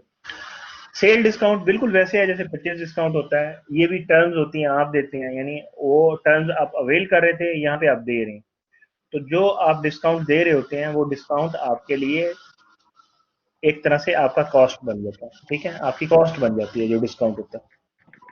ये आप ऑफर करते हैं कस्टमर्स को अपनी पेमेंट को स्पीड अप करने के लिए, कि जल्दी पेमेंट हो जाए आपकी, ठीक है। तो इसके लिए भी आप क्या करते हैं, आप एक कॉन्ट्रा रेवेन्यू अकाउंट बनाते हैं, जिसे आप क्या कहते हैं, सेल्स डिस्काउंट कहते हैं, ताकि आप सेपरेटली देख सकें कि इसके अंदर क्या वैल्यू आएगा। तो आपके अब 2 अकाउंट हमने देख लिए जो सेल्स रेवेन्यू के कंट्रा अकाउंट्स बन गए। एक तो आपका सेल्स रिटर्न का अकाउंट भी कंट्रा है, और अभी हमने ये देखे हैं कि सेल्स डिस्काउंट जो है ये भी कंट्रा अकाउंट बन गया आपके। कंट्रा अकाउंट की आपको ऑलरेडी पता है क्या उसकी फिलॉसफी है, ठीक है। आप सेपरेटली बैलेंसेस देखना चाहते हैं कि कितना डिस्काउंट दिया आपने, एक्चुअल सेल्स कितनी थी, उसमें डिस्काउंट कितना है, तो वो आप उसको सेपरेट देख सकते हैं, ठीक है। तो बेसिकली आपकी जो नेट सेल्स होती हैं वो कैसे निकलती हैं, सेल्स माइनस सेल्स रिटर्न्स और माइनस सेल्स आपकी नेट सेल्स निकलती है। जो दोनों कंट्रा अकाउंट्स हैं वो उसमें से सेल्स में से select होते हैं। और ये रिपोर्ट भी ऐसे ही होते हैं। इनकम स्टेटमेंट जब हम लिखेंगे तो उसके अंदर हम रिपोर्ट भी ऐसे करेंगे। रिपोर्ट का मतलब वहां लिखेंगे ऐसे, ठीक है। हम लिखेंगे sales revenue less sales return and allowances less sales discount, ठीक है। तो इसकी एंट्री कैसे करेंगे हम? इलस्ट्रेशन से देखें। Assume socks TVO pays the balance due. अगर वो आपको डिस्काउंट बिल कर रहा है तो फिर आप क्या करेंगे? अब आपके रिसीवेबल जनरेट हुए थे जब आपने सेल्स की थी, तो आपके रिसीवेबल तो पूरे के पूरे जो है वो क्रेडिट हो जाएंगे, लेकिन डेबिट क्या होगा? डेबिट क्या होगा? डिस्काउंट। देखिए सबसे पहले उसने अकाउंट रिसीवेबल लिखा है कि आपके अकाउंट रिसीवेबल आपके पूरे के पूरे क्रेडिट हो गए 3500 के। अब आपने सेल्स डिस्काउंट जो है आपका, क्योंकि कंट्रा सेल्स रेवेन्यू अकाउंट है तो वो कंट्रा अकाउंट है तो वो डेबिट हो जाएगा 70 से। तो जो रेस्ट ऑफ द अमाउंट है इसकी कैलकुलेशन उसने नीचे दे दिया। जो रेस्ट ऑफ द अमाउंट है वो कहां जाएगी आपकी? कहां जाएगी जी? कैश में। आपने कैश रिसीव किया, आपको पेमेंट हो रही है, इतना कैश मिला, इतना कम कैश मिला, वो आपका डिस्काउंट है। और सेल डिस्काउंट आपका जो नेचर की एक्सपेंस होती है, ये आपकी जो इनकम है उसको रिड्यूस करता है, ठीक है। ठीक है, बस ये एक स्लाइड थी। आगे इसकी एडजस्टिंग एंट्रीज हम देखेंगे नेक्स्ट क्लास के अंदर। तो अब आपके क्वेश्चंस वगैरह हम ले लेते हैं। अगर किसी ने माइक पे आके बात करनी है, कोई क्वेश्चन पूछना है, यू आर मोस्ट वेलकम।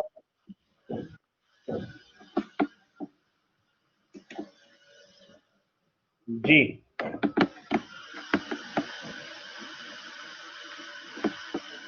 इसकी स्लाइड्स तो मैंने रात को अपलोड कर दी थी, ठीक है। इसकी स्लाइड्स अवेलेबल हैं और इसका जो वीडियो लेक्चर है वो मेरे ख्याल में जैसे ही क्लास खत्म होगी तो 10 मिनट में अपलोड हो जाएगा। आप में से कोई क्वेश्चन पूछना चाहे तो हैंड रेज कर सकता है।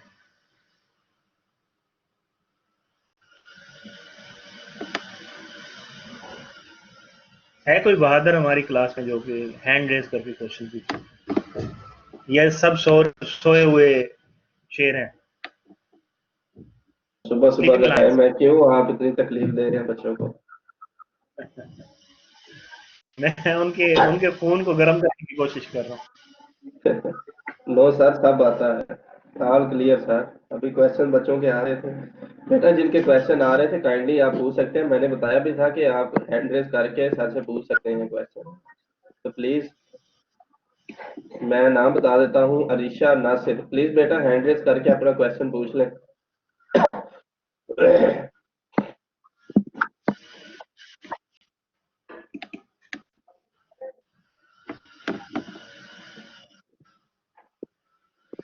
सर मेरे ख्याल से बच्चों का नहीं कोई भी क्वेश्चन। No hand. अच्छा, मैं एक चीज आपको क्लियर करता चलूं बच्चों। आप ने देखा होगा मैं बहुत स्लो पेस के साथ चला हूँ। ये जितनी चीजें मैंने पढ़ाई है ना, ये सिर्फ 10 मिनट में पढ़ाई जा सकती है। 10 से 15 मिनट में ये सारी चीजें बताई जा सकती हैं, लेकिन मैं इतनी डिटेल के साथ आपको सारी चीजें बताई हैं। और ये लेक्चर आपके पास अवेलेबल होगा बाद में भी। आप सिर्फ एक चीज की आपसे डिमांड करती है ये अकाउंटिंग, कि आप इसको थोड़ा सा टाइम दें।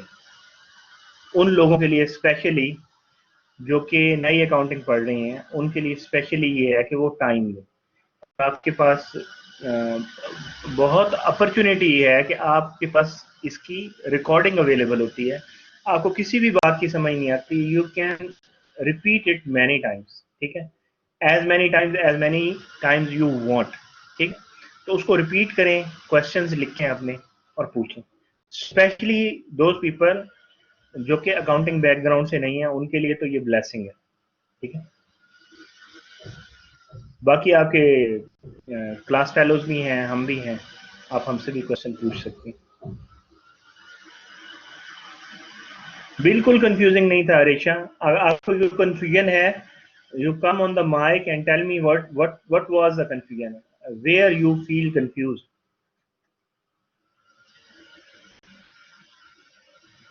आप खुद को खुद कंफ्यूज करते हैं ना।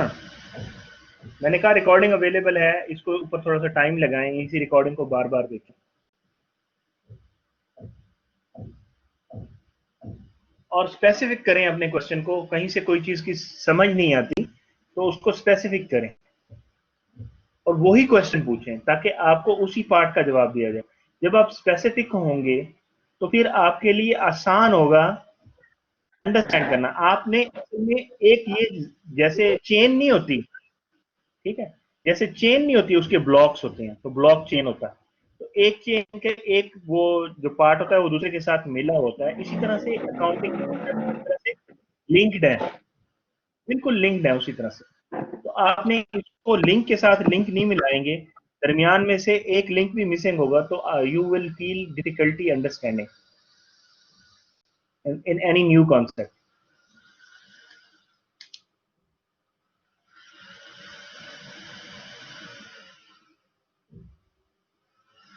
क्या बात है उसामा आपकी, क्या बात है, जबरदस्त। देखते हैं अभी डॉक्टर यार साहब, ये इनकी रिक्वेस्ट आई है बड़े प्यार से कि भी साथ उन्होंने तारीफ की ये है। सर पे। हाँ जी, हाँ जी, देख रहा हूँ उसामा कहीं जॉब करते हो?